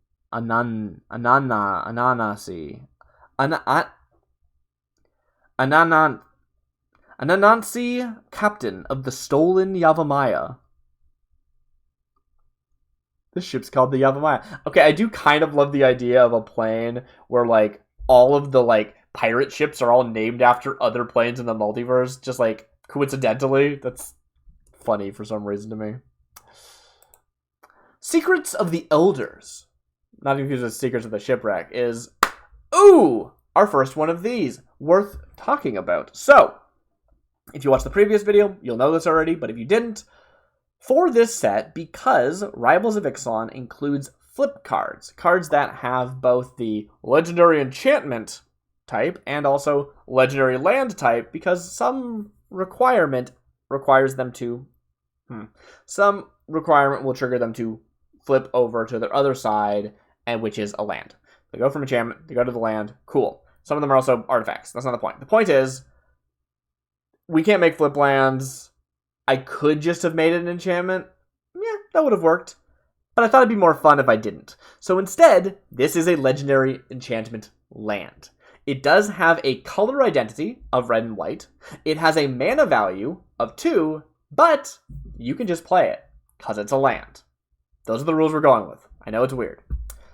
At the beginning of your upkeep, did I read this? Secrets of the Elders is a 2-mana, red and white legendary enchantment land. At the beginning of your upkeep, you may return target enchantment card from your graveyard to your hand. If you do, draw a card. Oh, that's cool.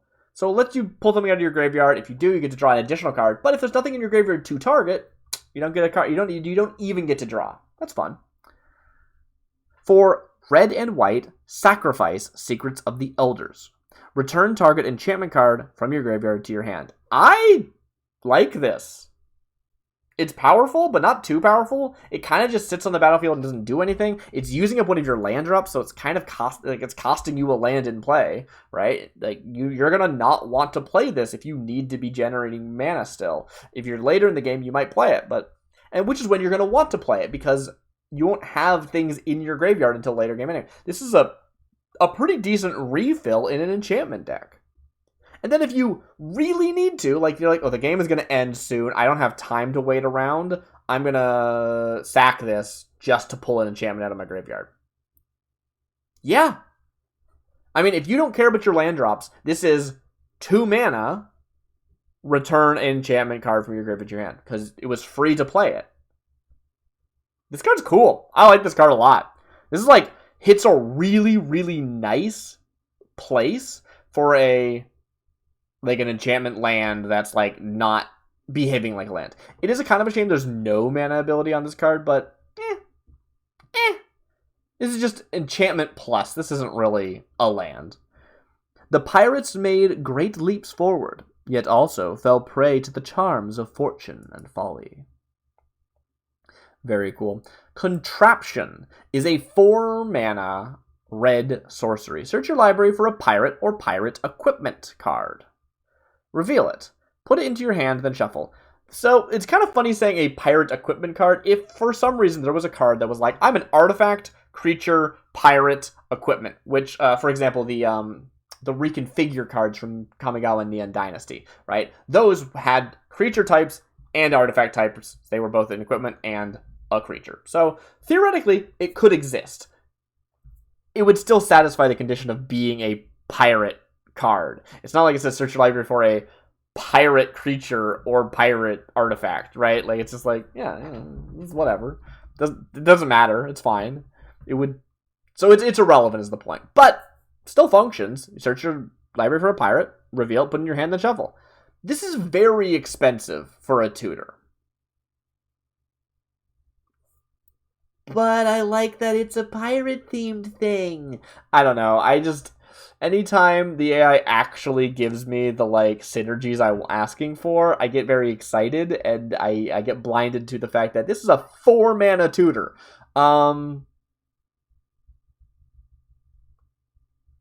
At sorcery speed. I think I'm going to keep it. It's thematic. It's probably not good enough, but I feel like that's like, this feels like the kind of card that might be in a set. It's like, yeah, you're probably never going to play this card, but if you really need to, it exists. Like, you might play this because you just really want to get your one copy of your really cool legendary, and you're playing not limited Magic, but like kitchen table Magic, like just whatever cards you happen to own, right? And you haven't bought any cards to fill out your stuff, so you have one copy of your cool legendary, and you want to play with it. I've been there. I just want to play the cool card. That's all. It's not the best play, but I'm glad I have the option because it's cool. Anyway, plying her enemies with contraband weapons is nothing compared to what they're likely to find in their purses. Ixalan Sengupta. What? Sengupta. Ixalan Sengupta is a 4-mana black 2/1 bird. It is flying, and for 3 mana, sacrifice Ixalan Sengupta. Target creature can't block this turn. This card sucks. It's a 4-mana 2/1 flyer. It's got another ability, and that can like win you the game by removing a blocker. It's not interesting. She cuts to the chase and outruns all competitors. If this was a pirate, I'd probably keep it. I'm looking for pirates, okay? This is the pirate set. This is my one reroll.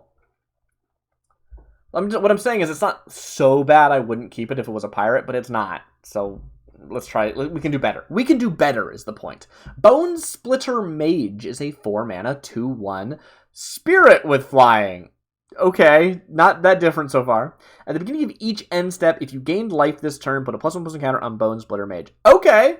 I don't really know why this is a life gain payoff card, but that's strong. Like, it's expensive. It's a 4-mana 2/1 flyer, but it grows and is a flyer. The fact that it grows is more relevant because of the flying, so I think you might be willing to pay the initial 4-mana investment. And it's a spirit if something cares about casting spirits. I think we've only seen one card that cared about that, but still. Suckers nest and undersea taverns or traveling circus tents. What? Bountiful Supplies is a basic land. We made it to another basic land. This is going to keep happening. This is going to keep happening. Yeah, tap to add colorless, tap to draw a card. This card's busted and obviously shouldn't be a basic anyway. Cool, moving on. This stash is filled with more than mere goods. Maybe I should be giving those, like, more time of day. Like, yeah, they're not real cards that are going to actually go into the set, but they set a tone, I guess. There's some flavor there. You know, maybe I should give it its due.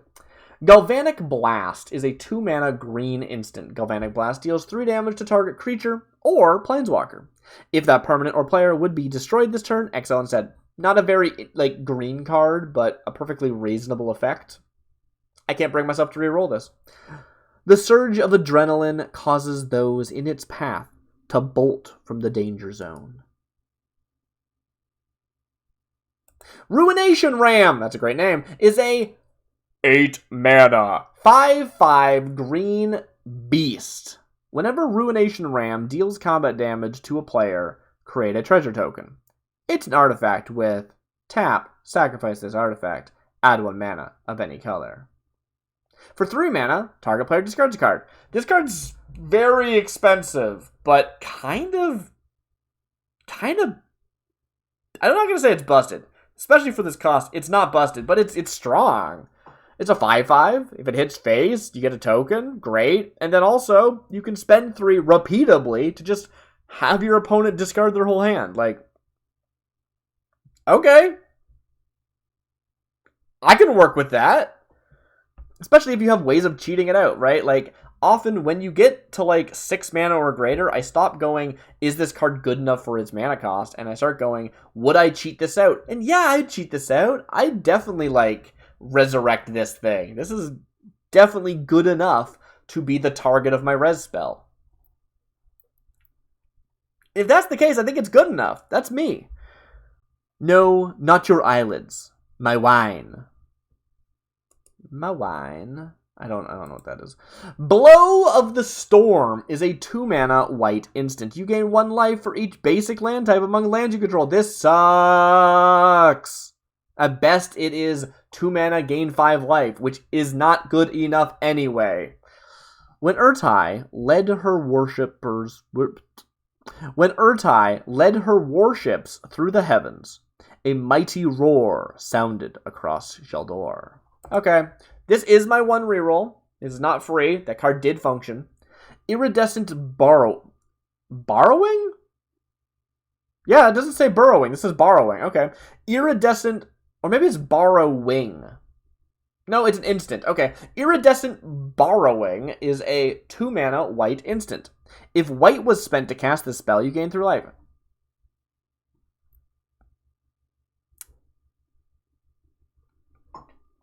At least it's more consistent than the one that cared about the basic land types you controlled. Still not good.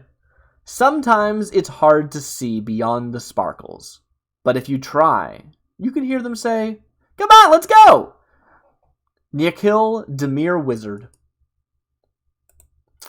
Bayou Sanitarium is a 3-mana white and black legendary enchantment land lair. Ooh, it's a lair. It has the reminder text, white and black can be paid with either white or 2 life. Which is not right, and I'm tempted to reroll this card because it has broken reminder text, but also you're not going to be paying this card's mana cost anyway, so maybe it doesn't matter. I'm going to ignore it for now, and we'll see how I feel afterwards. Creatures you control have Infect. Put a +1/+1 counter on an attacking creature. Okay, so that one does actually not function. As we said before, we are not ignoring reminder text when there's a real keyword. We're having the reminder text replace the real keyword. So in this instance, Infect means put a +1 counter on an attacking creature, which does not mean anything. Like that can't be the reminder text for creatures you control of Infect. So that is grounds for rerolling. So I don't have to worry about anything else. When a creature with Infect dies, its controller loses 1 life and you gain 1 life. But they're mine. They're mine. I mean, there's something to be said for a card that all it does is like cause you to gain life and lose life in equal amounts so that you can trigger your gain life effects and lose life effects. Like, whatever. Ancilla's want is so great, she lets anyone take it, whether they deserve it or not. What? Okay. This is a free reroll. Doesn't count as our thing. Worth pointing out again, just in case it's been slipped by, these are our fancy, cool, weird, legendary enchantment lands that were because of the flip lands that I decided to merge the type lines of. Indigo Lake is a 3-mana, white and black, legendary enchantment land island. So because it's an island, innately it has tap, add, blue. It also, in this case, has the ability tap, add blue or black. Cool. And then it has, for 4 mana, 2 of which is blue and black, and tap, Indigo Lake becomes a 4/5 blue and black elemental artifact creature with trample until end of turn. It's still a land, meaning it becomes a 4/5 creature with defender if it's a creature spell. So once again, I don't know what that reminder text is connected to, making it unparsable, making it actually eligible for a reroll.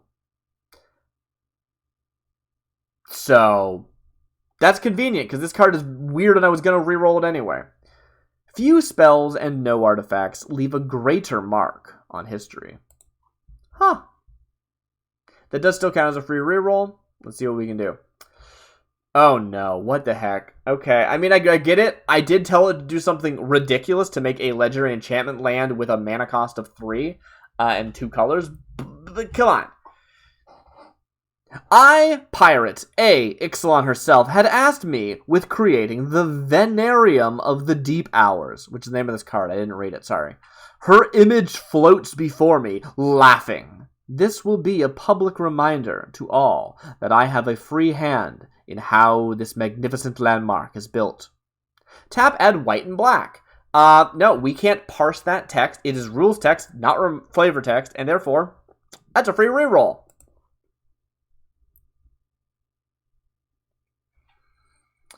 Elspeth Sun's Fury is a 3-mana, white and black, legendary enchantment land lair. Tap, add, colorless. Tap, add, blue or black.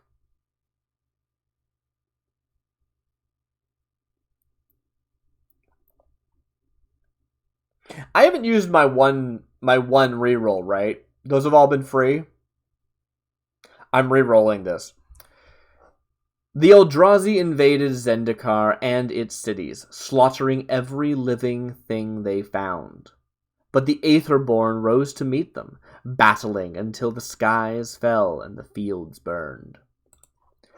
Again, I could have kept that. Is it too broken? I mean, whatever. Like, yeah, it's a powerful land, but who cares? Is it too... I don't know. Boring. Yeah, it's too boring. Talia's Pilgrimage is a 3-mana, white and black, legendary enchantment land with tap, add, colorless. It also has the activated ability 4 generic, blue, black, red, and green creatures you control get +1/+1 until end of turn. That's really expensive, but it's also a land. Like, you just play a land from your hand and you get this 8-mana buff your whole board. Like, that's so expensive, but it's buffing your whole board repeatedly without costing you a card in your hand. Like, yeah, okay. Also, I can't re-roll it because there's no re-rolls left. But conceptually, I don't know if I would even re-roll this. It's not good, but it is more interesting than just tap, add, blue, black. Man. In a time of world-wrenching conflict, every journey is a pilgrimage. Huh. What an interesting take. Archipelagic Treasure Crew is a 3-mana, 2/2, blue and red creature human pirate. Archipelagic Treasure Crew can't be blocked. At the beginning of your upkeep, sacrifice Archipelagic Treasure Crew unless you exile another pirate. Ooh. 3-mana 2/2 that can't be blocked and is a pirate and has a cool name is pretty good.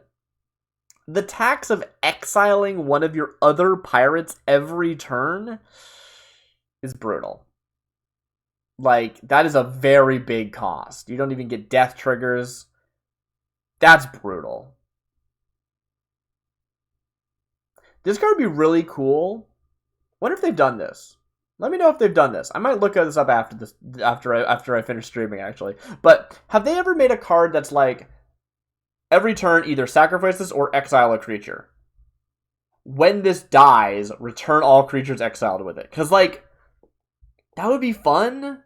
In that you still can't use it to really do, like, a very big, like, blink payoff because it's slow. You're exiling one thing every turn. So you still need to make sure you're maintaining a board while you're sacrificing the other creatures you control. But when it dies, you get them all back. You get the RGBs. You didn't lose that material forever. It just sort of warped your board state. I think that could be fun. That seems like a fun design. That's not what this is, though. In a lost time and place, lost worlds meet. I don't remember if I re-rolled this or not. I think this is the first. This is just like how it was. And do I re-roll this? It can't be blocked. It's a 3-mana pirate that can't be blocked. That might be good. I don't know.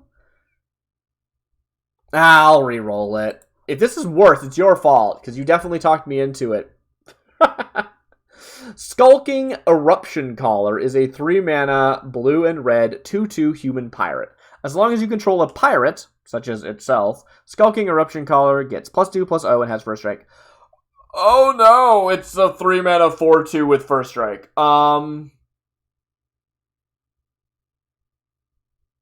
If I had a reroll, would I keep this? Yeah, I'd probably keep this. It's really strong, but it's a cool pirate. Hey, that's what that's what the set's about. So let's go for it. I don't know which group had more fun, bringing them down or beating their hollow heads in. Ew. Kalesia, Rakish, Haven, Quartermaster. I don't know why I said it like that. Exploit is a 3-mana white enchantment. When Exploit enters the battlefield, create a treasure token. That's it, huh? It's a 3-mana Lotus Petal.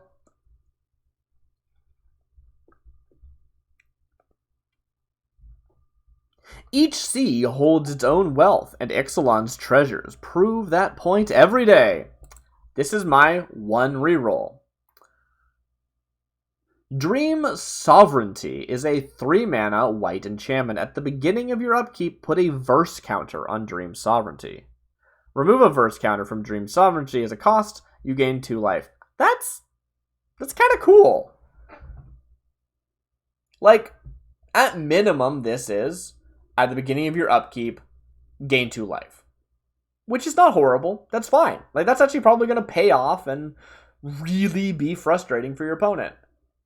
But it's better than that because it's a repeatable effect that lets you bank that life gain. So imagine this. You have a card in your deck that says, whenever you gain life, do something cool. There's a lot of those cards in Magic. They exist. But you draw Dream Sovereignty, and it's still in your deck somewhere. So you get to turn 3, you play Dream Sovereignty. Every turn thereafter, you had a verse. You had a verse. You had a verse. You haven't found your life gain payoff yet. You've just found a number of like life gain cards, but no any payoff. So you're holding your board state. You're not actually losing the game, but you don't have that payoff yet. Eventually, you draw the payoff and you play it, and you just go, I removed 10 verse counters and gained 20 life, but I gained them 2 at a time, so my guy triggers 10 times. That's actually really cool. That's a cool design. Lies are a blessing, for when they die, they are lost to all eternity. Jara Valen, Necromancer. I like that. I like that card actually a lot. The flavor's not perfect, but Churning Tidecaller is a 4-mana 2/2 giant. Okay, I do like that as a giant. I think its body should be bigger because it's a giant, but otherwise, Tidecaller Giant is a cool pairing of concepts. It's red and green for generic red-green. Churning Tidecaller gets +1/+0 until end of turn. Activate only once each turn. This card sucks. This is a 4-mana 2/2 that you can spend way more mana than you should to make it into a 4-mana 3/2 this turn. Wow. The Undaunted prove themselves in every battlefield, leaving those who do not follow their example to drown in the torrent of the living. Yarrigan Prophecies. Huh. What do you know? Blackguard Enforcer is a 4-mana 3/3 red and green ogre warrior. Whenever a Blackguard Enforcer attacks, create a 1/1 red goblin creature token. This is cycling 2. Okay, so a couple things here. I think this card's okay. It's a 4-mana 3/3. Every time it attacks, you're making a token. Sweet. So it's getting more power and toughness,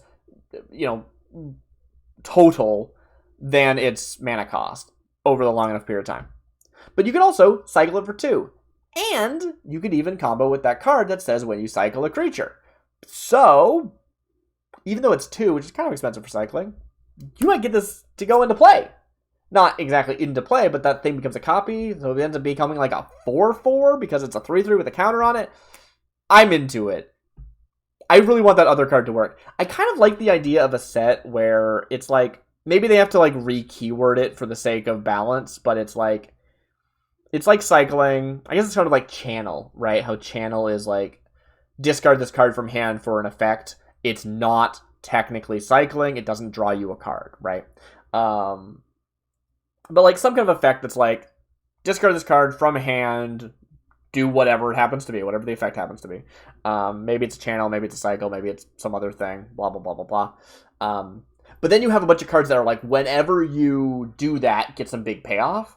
And so all of them are like overcosted effects. They're more powerful because they're intended to synergize with these other pieces that have very powerful effects. That could be cool. That could be interesting. The Order doesn't care if it's necessary. Reese the Rejected is a 2-mana, white, 1/2 human pirate. It has flying and rough seas. Whenever Reese the Rejected and at least 2 other creatures attack, defending player discards a card. This is a cool card! This is why I wanted to make a pirate set. There's surprisingly a lot of these, like, I'm a pirate and I've got a weird ability word that just has, like, a weird effect attached to it. And I just think that's fun. Yeah, so I wish this was legendary. It's Reese the Rejected. They seem like they're legendary. But it's still very cool. It's a 2-mana 1/2. It has flying. If you attack with it and 2 other creatures, doesn't have to be pirates even, which is a benefit but less flavorfully interesting, then your opponent discards. Which is like, being able to repeatedly do that is potentially quite powerful. I'm into it. Every town has a starving child. Every captain is lonely. Skittering Doom Drake is a 4-mana 2/3 black drake. It has flying and generic and black scatter 1. Reminder text: black can be paid with either generic or 2 gold. What does scatter 1 mean? The reminder text should have been reminder text for scatter 1. At the beginning of your upkeep, if you control a drake, draw a card. This card had the potential to be really cool. If it had reminder text for scatter 1, in fact, I'm going to just double check. Yeah, scatter doesn't exist. If it did, I could maybe look past the fact that the reminder text is completely busted. I don't think I should anyway, because again, we're taking reminder text as replacement for the real keyword if it's provided. But whatever. And otherwise, yeah. Beginning of your upkeep, you draw a card. Cool. Like, alright. Yeah. Anyway, doesn't work. Scatter. I like it when it makes up its own keywords. Scatter 1, failed. You failed the test. Like dungeons beneath a crumbling city, it stalks the ruins at the base of every stair. Every stair? How is that even possible? Infernal Spawn is a 4-mana 2/2 black human pirate. When Infernal Spawn enters the battlefield, exile all pirate cards from your graveyard.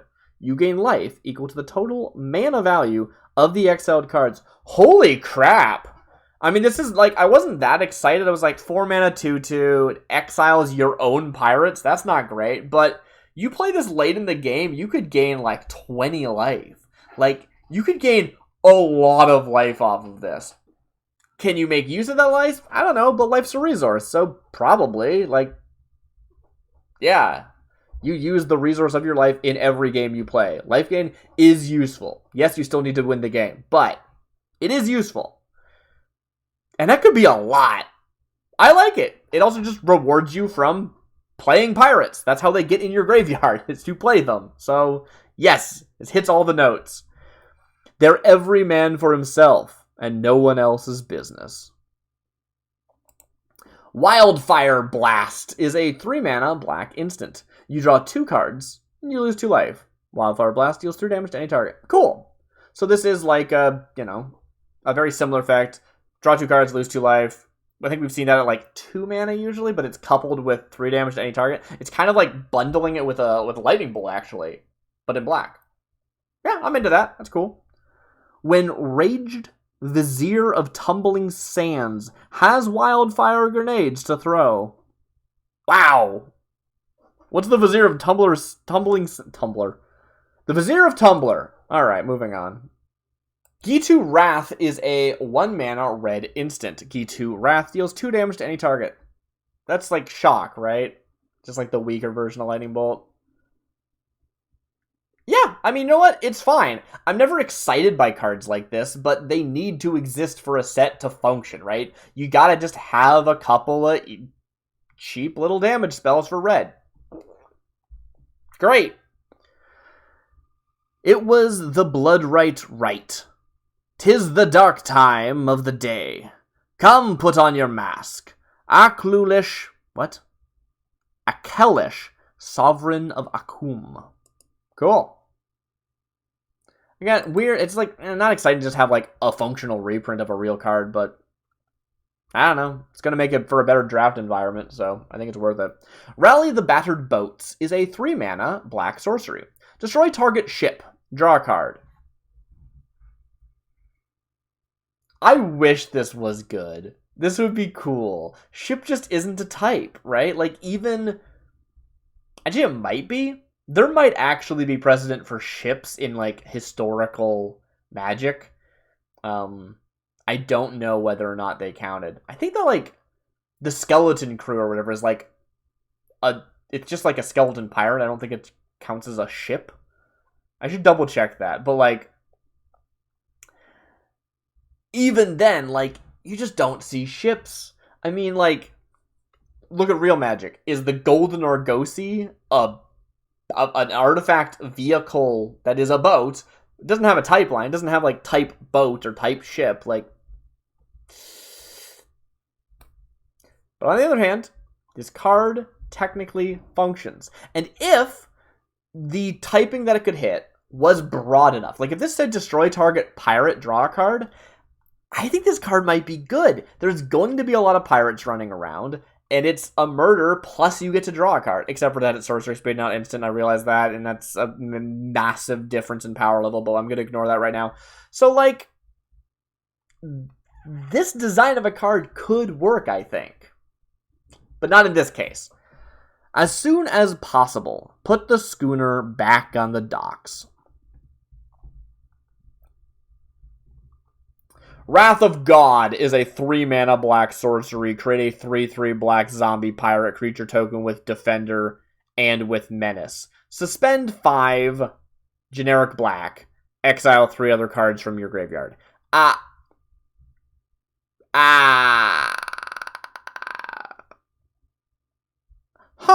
No, that actually works.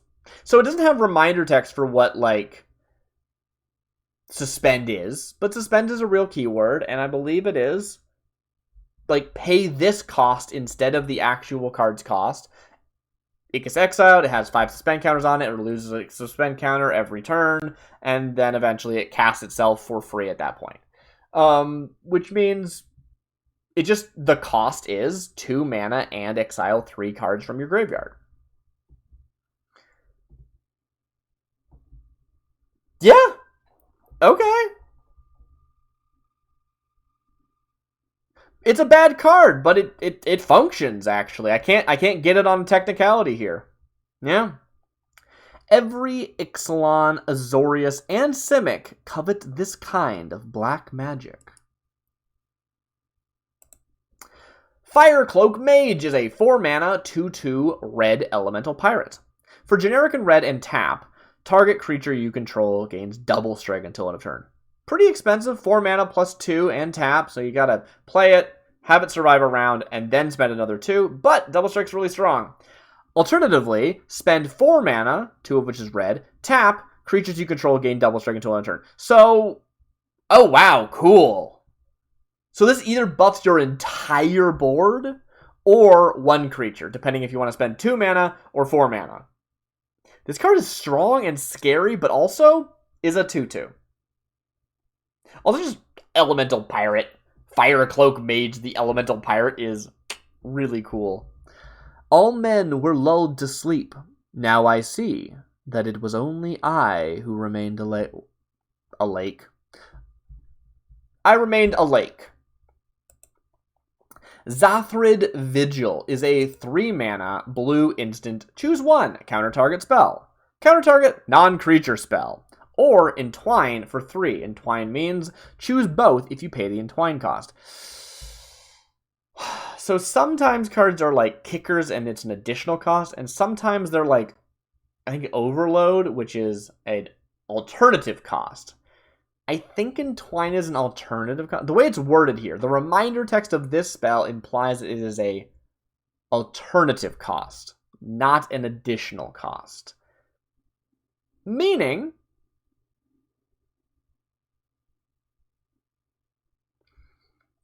3 mana, counter target spell, 3 mana, counter target spell, and a non-creature spell, which is relevant because I think if you just always paid the Entwine cost,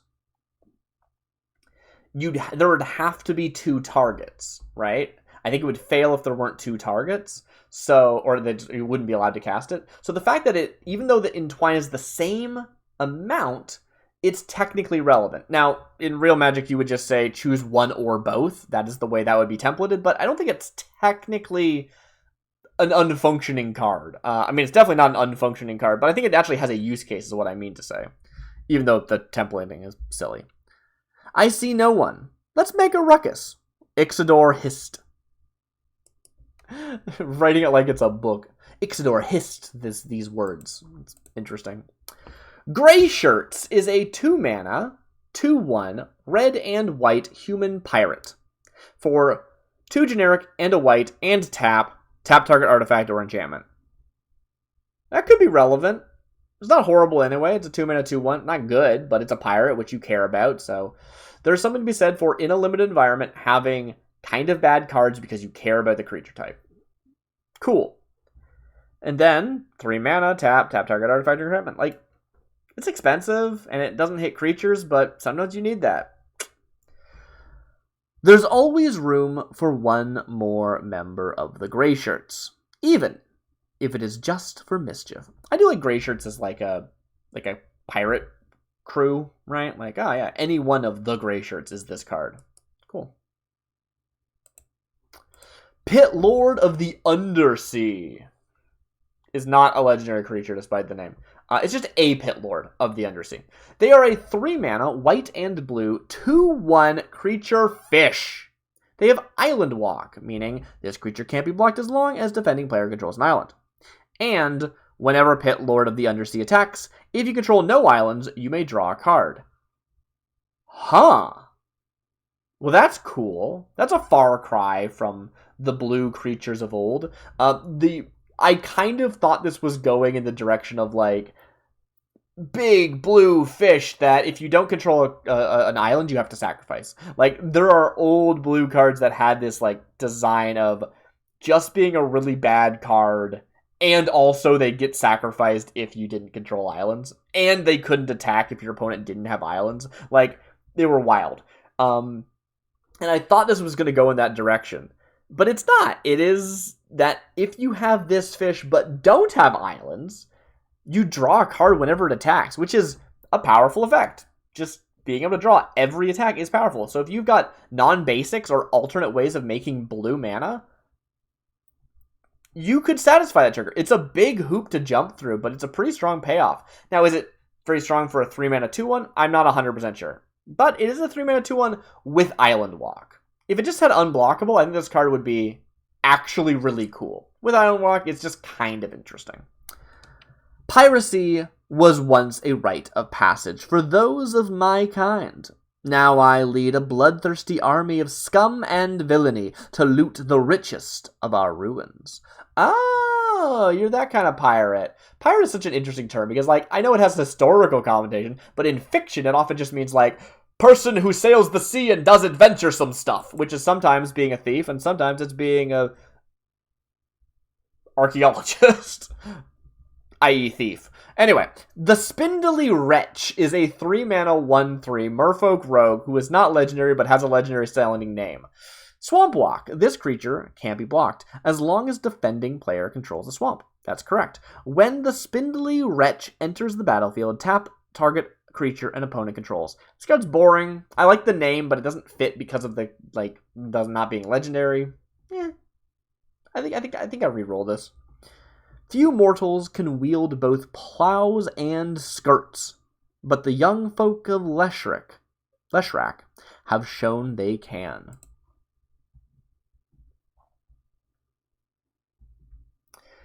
Sepulchre Octopus is a 3-mana 4/4 blue octopus with menace. Ooh. When Sepulchre Octopus enters the battlefield, you may sacrifice any number of islands. When you do, draw a card, then discard a card. Huh. This card's good. It's just a 3-mana 4/4 with Menace that lets you loot. Meaning draw a card, then discard a card. Because 0 is any number. And it's not like you're drawing a card per island that you sacrificed. This card's great. Like so much of Talus, Sepulchre Octopus was designed to keep his captors entertained. Very cool. Very cool. Twisted Flounder is a 4-mana 0/4 fish. It's blue. When Twisted Flounder enters the battlefield, target creature gets -X/-X until end of turn, where X is twice the number of lands you control. Oh. It's a 4-mana 0/4. Not great. That kills something. Pretty good. No, I like this a lot, actually. So this is basically a kill spell on a stick. It's just that the stick, in this case, is an 0/4, which isn't great.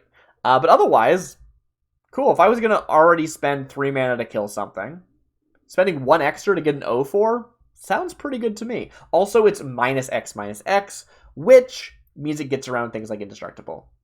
Really like this card. Very cool. Some of them even have hooked tails. So yeah, this Flounder shows up and just beats the crap out of somebody, despite being a 0/4. I don't know what the flavor here is, but I like it.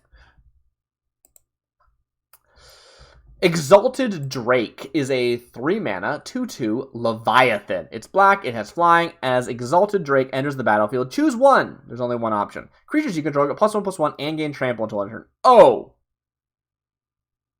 Oh, it's like a Cragfoot Behemoth deck. Okay, sure, yeah.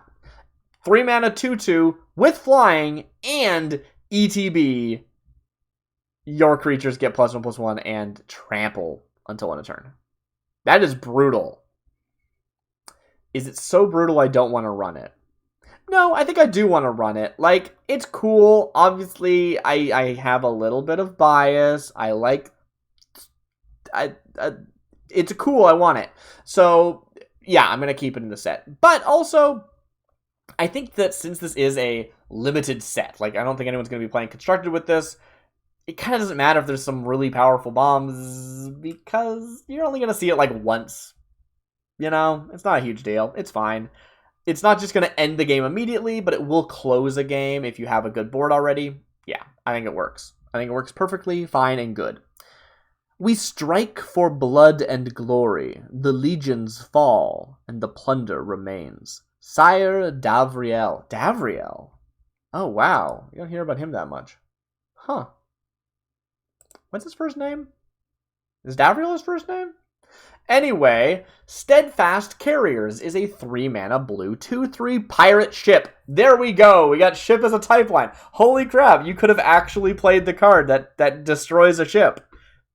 It's actually a ship. Now, it still doesn't mean we should have kept that card, because this is probably the only ship in the game, but still.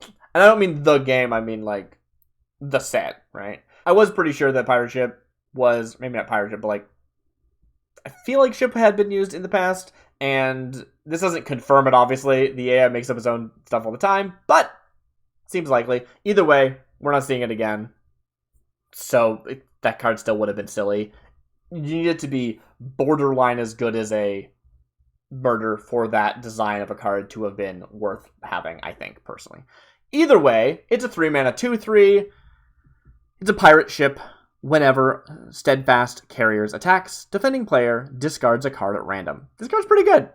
3-mana 2/3, cause your opponents to discard. I'm kind of liking, we're seeing a couple of, like, discard cards based around the pirates, and that's, like, a really fun, like, we're gonna go in there, we're gonna loot and pillage, but we're not really necessarily gonna, like, gain anything from it. We're just kind of breaking your stuff half the time. I'm into it. It's fun. Ixalan has many watery enemies, but it can't contain a band of murderous cutthroats. Yeah, I guess. Oops, too far. Birthing Cradles is a 4-mana 3/3 white bird soldier with flying. When Birthing Cradles enters the battlefield, return a land you control to its owner's hand. 4-mana 3/3 flyer. That's pretty good. I'd run that. It doesn't need this downside. I don't think this card is too strong for this downside. Unless you want to return a land to your hand for some reason. No, this card's just bad. They fight with everything in their hands, and they can be counted on to protect their children. This is our 1 reroll. We can do better. Sinuous Cutpurse is a 4-mana white 2/3 human pirate. As long as Sinuous Cutpurse is untapped, it gets +2/+2 and First Strike and Death Touch. That is a very powerful blocker. And I think we've seen cards that can untap creatures. So if you have instant speed untapping, you could attack with this. It taps itself. Then you untap it as a combat trick. It gets +2/+2, First Strike, and Death Touch. That is scary. First Strike, Death Touch is just, if you don't know, a very powerful combination because First Strike means you hit first before your opponent does combat damage to you. If they die, they don't deal damage back to you. And if you have Death Touch, they always will die. So, really good. Really good. You have this as a blocker. No one's attacking you. No one's going to attack you until they get rid of this thing, or they have, like, a lot more creatures than you do. So, yeah. Very, very strong. She was the Cutpurse who roamed the ship of Khans of Tarkir. So I know I mentioned this earlier, but yeah, because the AI just, like, doesn't really understand sets, so it just throws any set, like, stuff from any set together into one, like, melting pot.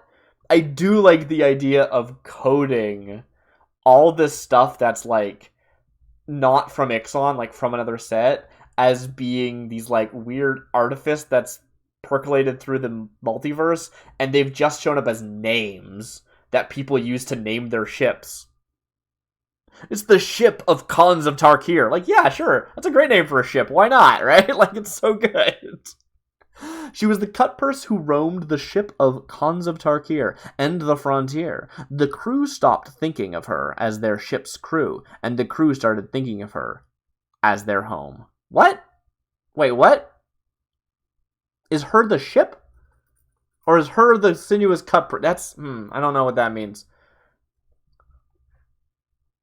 Anyway, good card. I like it.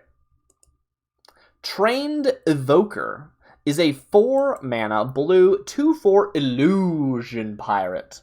It has flash and blue regenerate Trained Evoker. That's pretty good. Like, I don't know how much flash goes for. 4-mana 2/4 seems a bit expensive, but you throw that down, you block something that's like a 3/3, you survive, so do they, but you didn't get to take any damage. And then from then on, you can start blocking this as long as you have 2 blue mana open to regenerate it. That is kind of an expensive tax to regenerate. It's not like a 1 mana regenerate, but still, I feel like it kind of works well as this illusion pirate that's distracting your opponent. They're not going to be able to hit you. It doesn't die because it's an illusion. You can't kill an illusion, but it does, like, distract your opponent, right? This survives as long as you can maintain the spell. Right?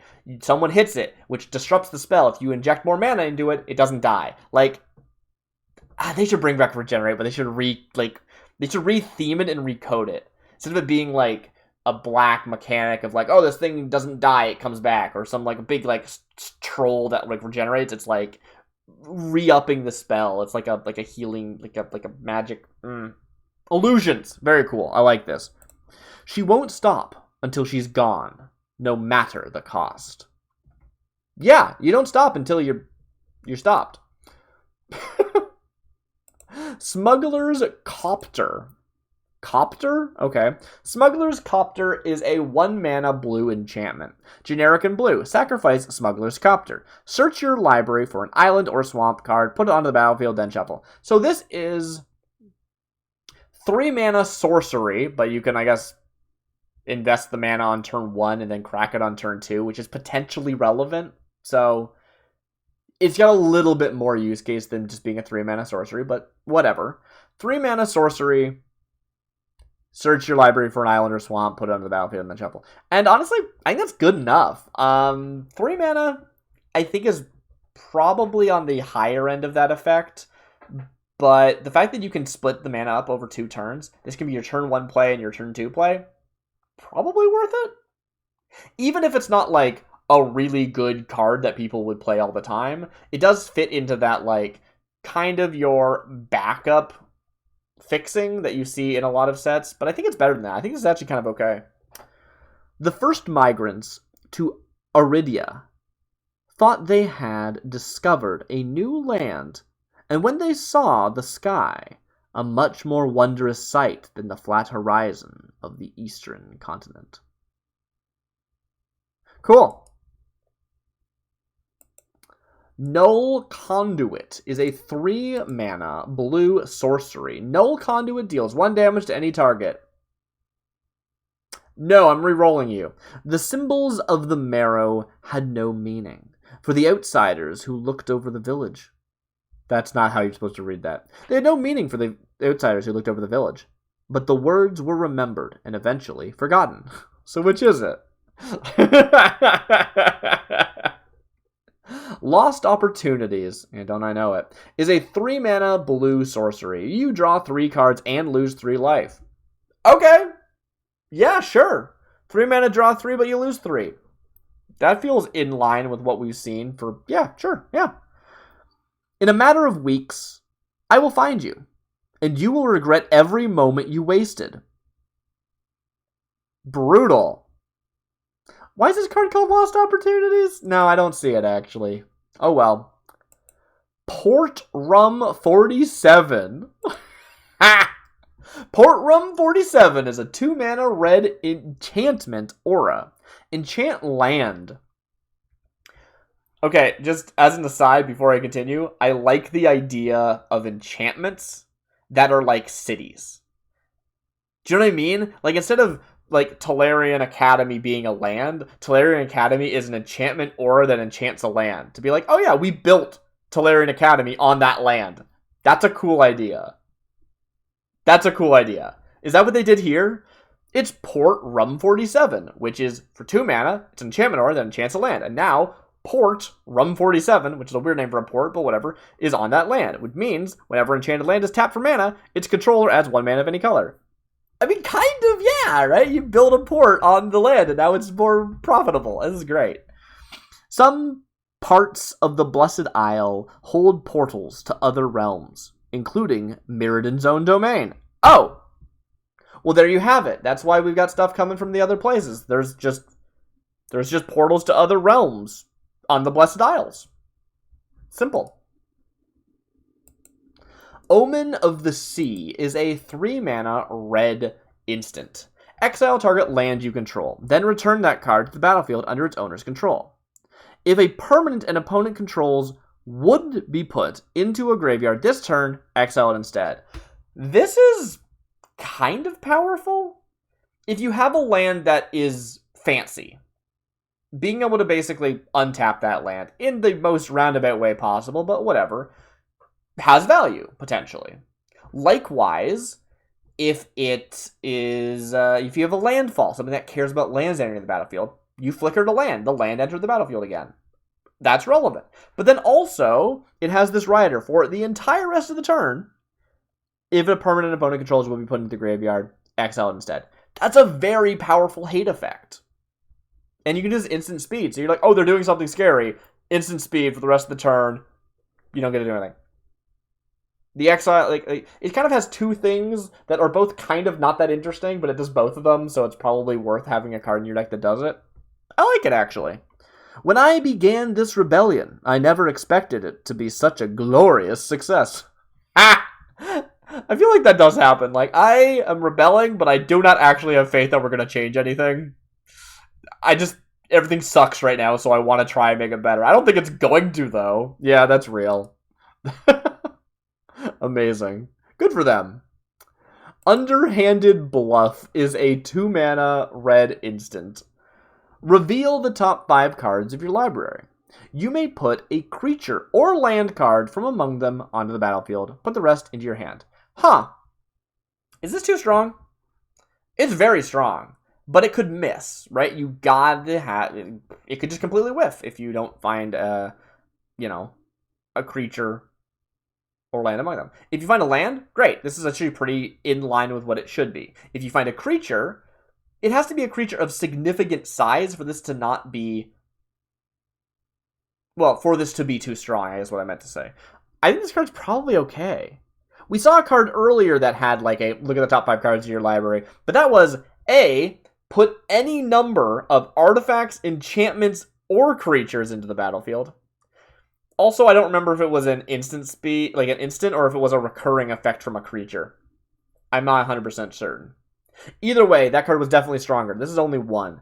I like this card a lot, actually. I think this card actually works. Invisible allies were underhanded enough to pull off the audacious raid on Yawgmoth's stronghold. That's a bluff, right? That's a lie? They made that up? That's what they're telling me.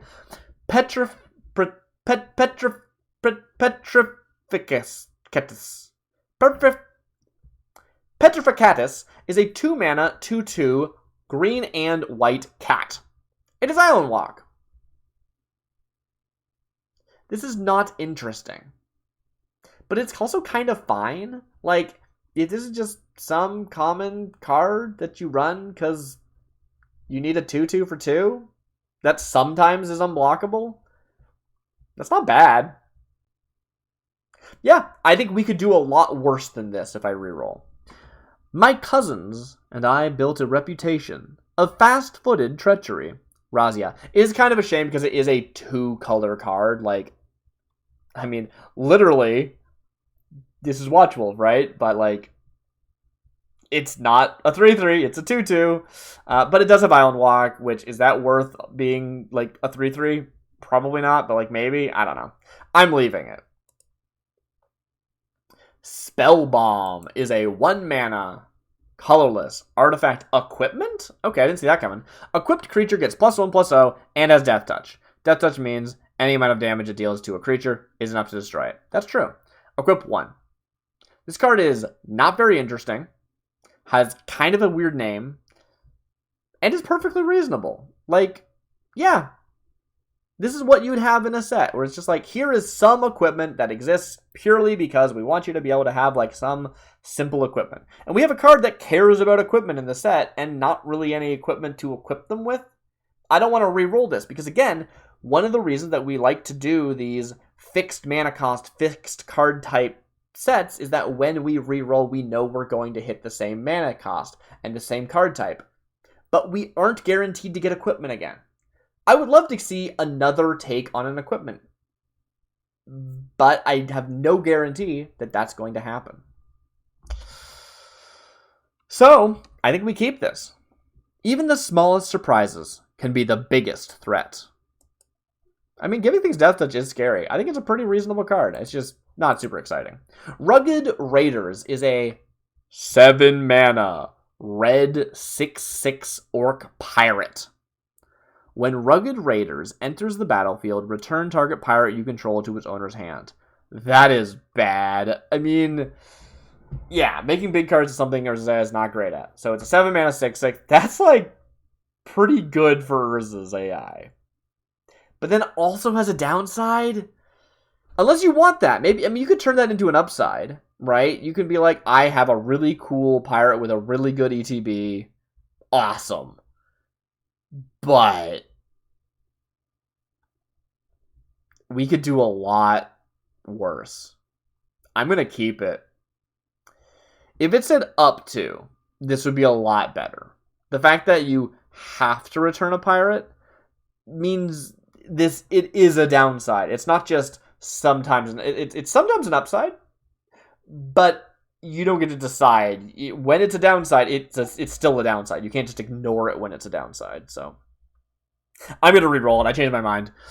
The toughest of the toughs will see you as just another meal ticket. All right, this is our one re-roll, unless the card's fundamentally broken, like doesn't function, I mean. Spark Elemental is a 7-mana, red, star 5 elemental. Spark Elemental's power is equal to the number of lands you control. Okay!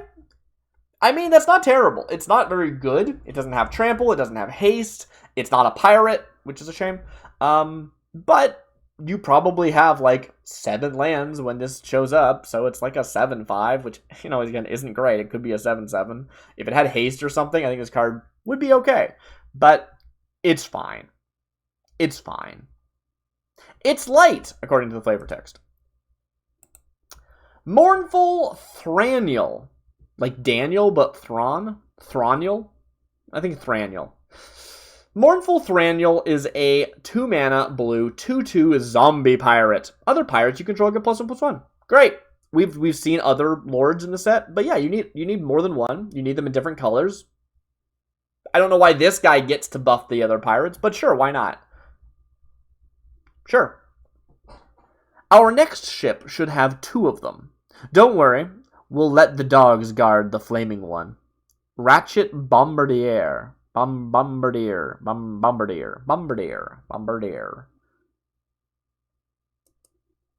Yeah. Scrapyard Scrounger. Do we already have a Scrapyard Scrounger? I feel like we already had one of those today. Scrapyard Scrounger is a 4-mana blue star 3. It's a Leviathan. Scrapyard Scrounger's power is equal to the number of swamps you control. Okay. So instead of being equal to the number of lands, which we've seen actually a decent number of cards in the set, which is kind of cool. I do like the idea that pirates are stronger based on the lands because, like, they're going out into the worlds and traveling around. Yes, I'm aware that that was an elemental, not a pirate, that had the scaling with the lands, but nah. It's a land-themed set. Be quiet. Anyway. This only cares about swamps, which makes it significantly worse, but not, like, horrible, right? If you play this on turn 4, and one of your lands is island, and the rest are swamps, because you're playing a blue-black deck, it's a 3/3, and it's only going to get bigger. So, like, it's not terrible, it's just not great either. It'll do. If it's swimming and dead, we're all going to end up with shark flavor sandwiches. Garuk, Wild Speaker. Okay. Sure. Wailing Well Lurkers. Good name for a card. It's a 1-mana 2/2 white goblin pirate.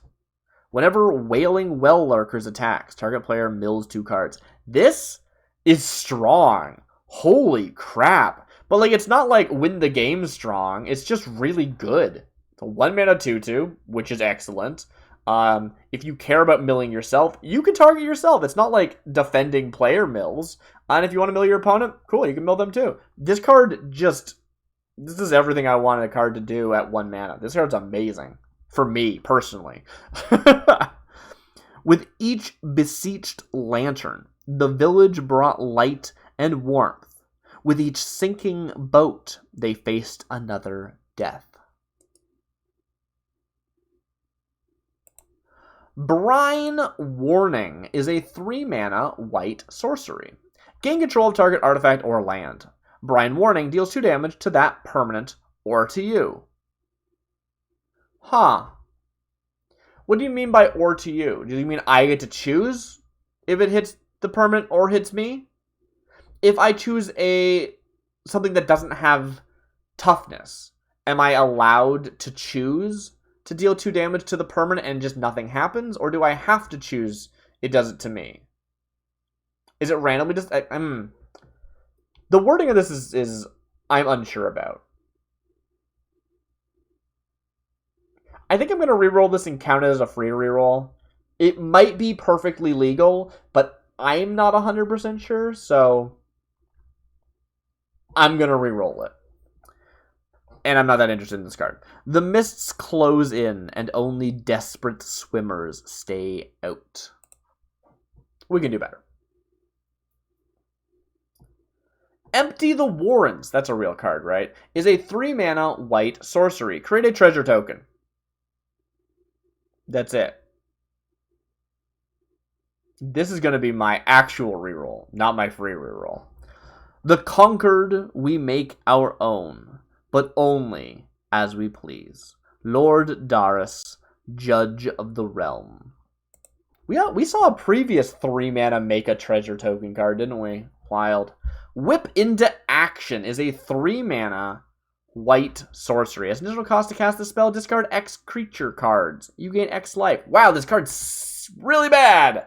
I believe, if I'm not mistaken, even though X is not defined, you're defining it by choosing how many creature cards you want to discard. Then you gain X life, right? So, this card functions. This card perfectly functions. I just don't like it. I mean, if you want to discard creature cards, that's like maybe the point of the card is to get your creatures in the graveyard for some reason. I guess that's something. These children are like puppets on a string. I'll tie them in knots and watch them struggle in vain. Olivia Voldaren. Is Olivia Voldaren? That's not right, is it? What's Olivia's last name? No, Voldarens are merfolk. Never mind. Firestorm Zealot is a 3-mana, 1/1 blue elemental. For blue and tap, Firestorm Zealot deals 2 damage to any target. That's good. It's kind of expensive, but I think it's pretty powerful. Pingers are pretty strong. You know, if you had a pinger, you could kill this pinger. When I tasted blood, it was not like wine. It was something more akin to gasoline. A lot of excitement, but little purpose. Sen Deck Leader. Ugh. Ugh. Cool. Bandersnatch Brute is a 1-mana, 2/1 white human pirate with Raid. Whenever Bandersnatch Brute or another creature you control dies, each player returns up to 1 target creature card from their graveyard to their battlefield.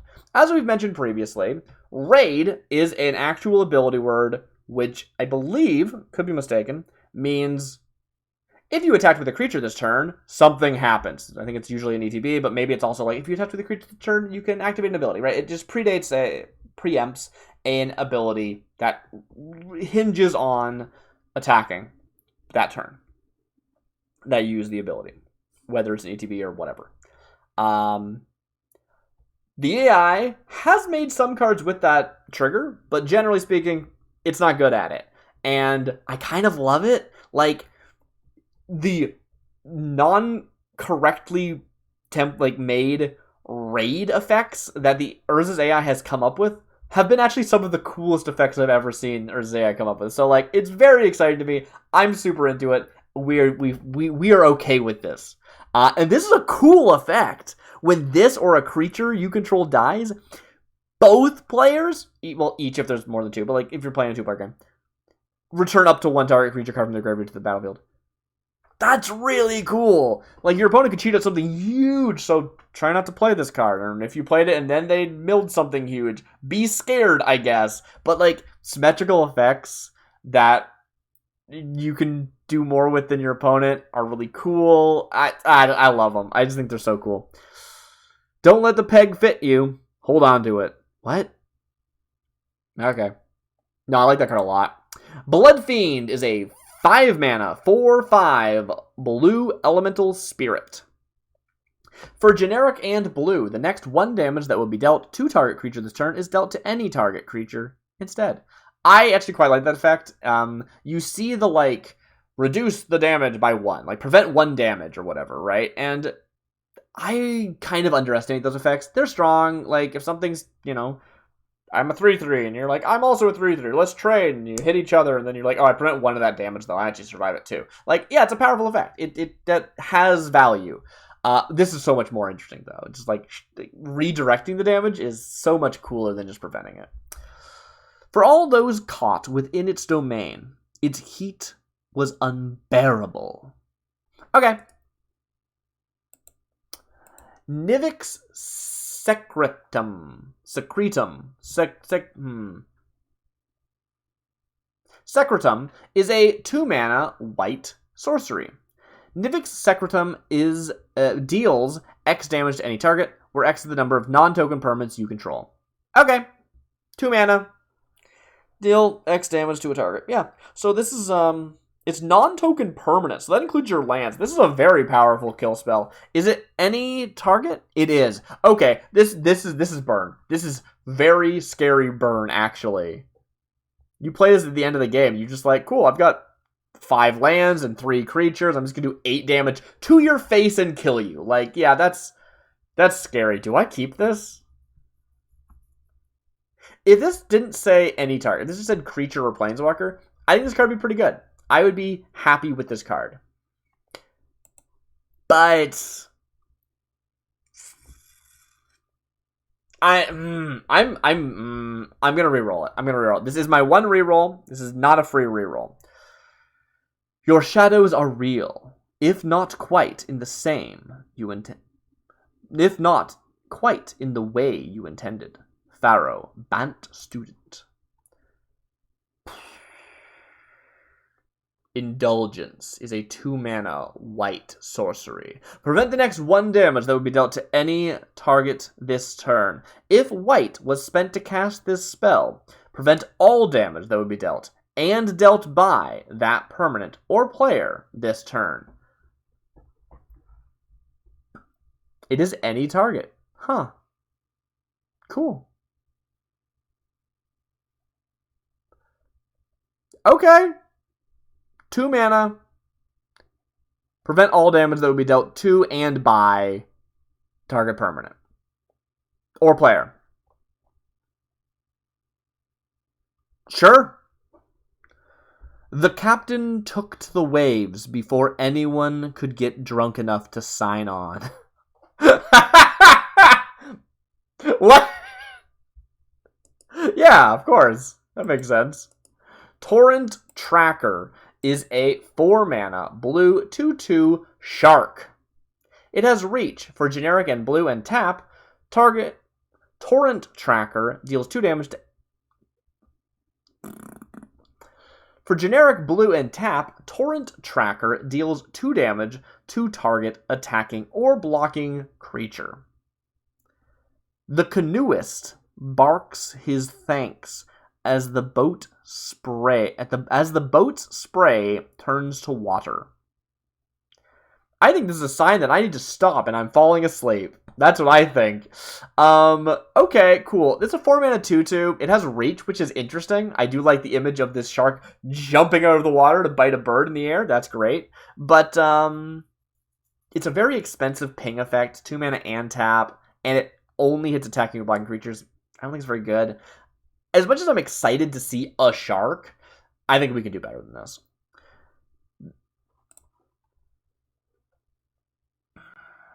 That's my one reroll. Gilded Angel, is a 4-mana 2/1 blue human pirate with flying. It also has cycling 4, same price as actually playing it. This card is not good, but it works. It's perfectly functional. It's a 4-mana 2/1 with flying, and if you want to, you could instead have it be 4 mana, draw a card. The only upside is that we did act. There's that card that cares about when you cycle creatures. That's the only upside. All right. But you don't want that creature to turn into a 2/1 with flying, do you? I guess you could, because it's getting a counter every time. That could be strong. Yeah, okay. For some reason, whenever the Thieves Guild rises to power, it becomes just as determined to eradicate the guild's rivals as it is to end the guild itself. That sounds real. Don't know why this card is called Gilded Angel. I think I need to call this done, which is a shame because even though I'm fading, we're very close to the end. So yeah, maybe what we'll do actually, this is going to be a little silly, but I think what we'll do is we will actually try to finish off these cards at the beginning of next video and go directly into gameplay. That's my goal. That's the goal. Look forward to that. Excited to get these cards done. Yeah, this is different. Like last time I was like, I'm going to try and generate a bunch of packs, and I did them actually pretty slowly. I did like 20 cards at a time, and that was all we did. And they were shorter videos, but they were paced over a long period of time. And this is like going through as many cards as we possibly can and trying to get the entire set done in like 2 videos, which failed to do that. But I don't know, it's weird. I don't even know exactly what we're going to do when we have these cards. Probably sealed. I don't think I'm really up for a draft, but we'll see. I'm exhausted right now. I shouldn't be making plans for how I'm going to feel later. I won't know that till we get there. Either way, I've been Darcy. I'm rambling. Have a good night, everyone. I'm so glad you're here. Thank you for enjoying this. If you, I hope you enjoy it. Leave a like, subscribe. You probably are if you are watching this because, it's a subset of. I guess more importantly, show it to people, right? Why am I even saying this? You know the YouTube spiel. You've heard it a million times. Me saying, "Hey, please show this to somebody." Is gonna change anything? Probably. You would have thought of that on your own. You're smart. Words are failing me at this point. I should be cutting this, and I'm not. I'm tired. Good night, everyone.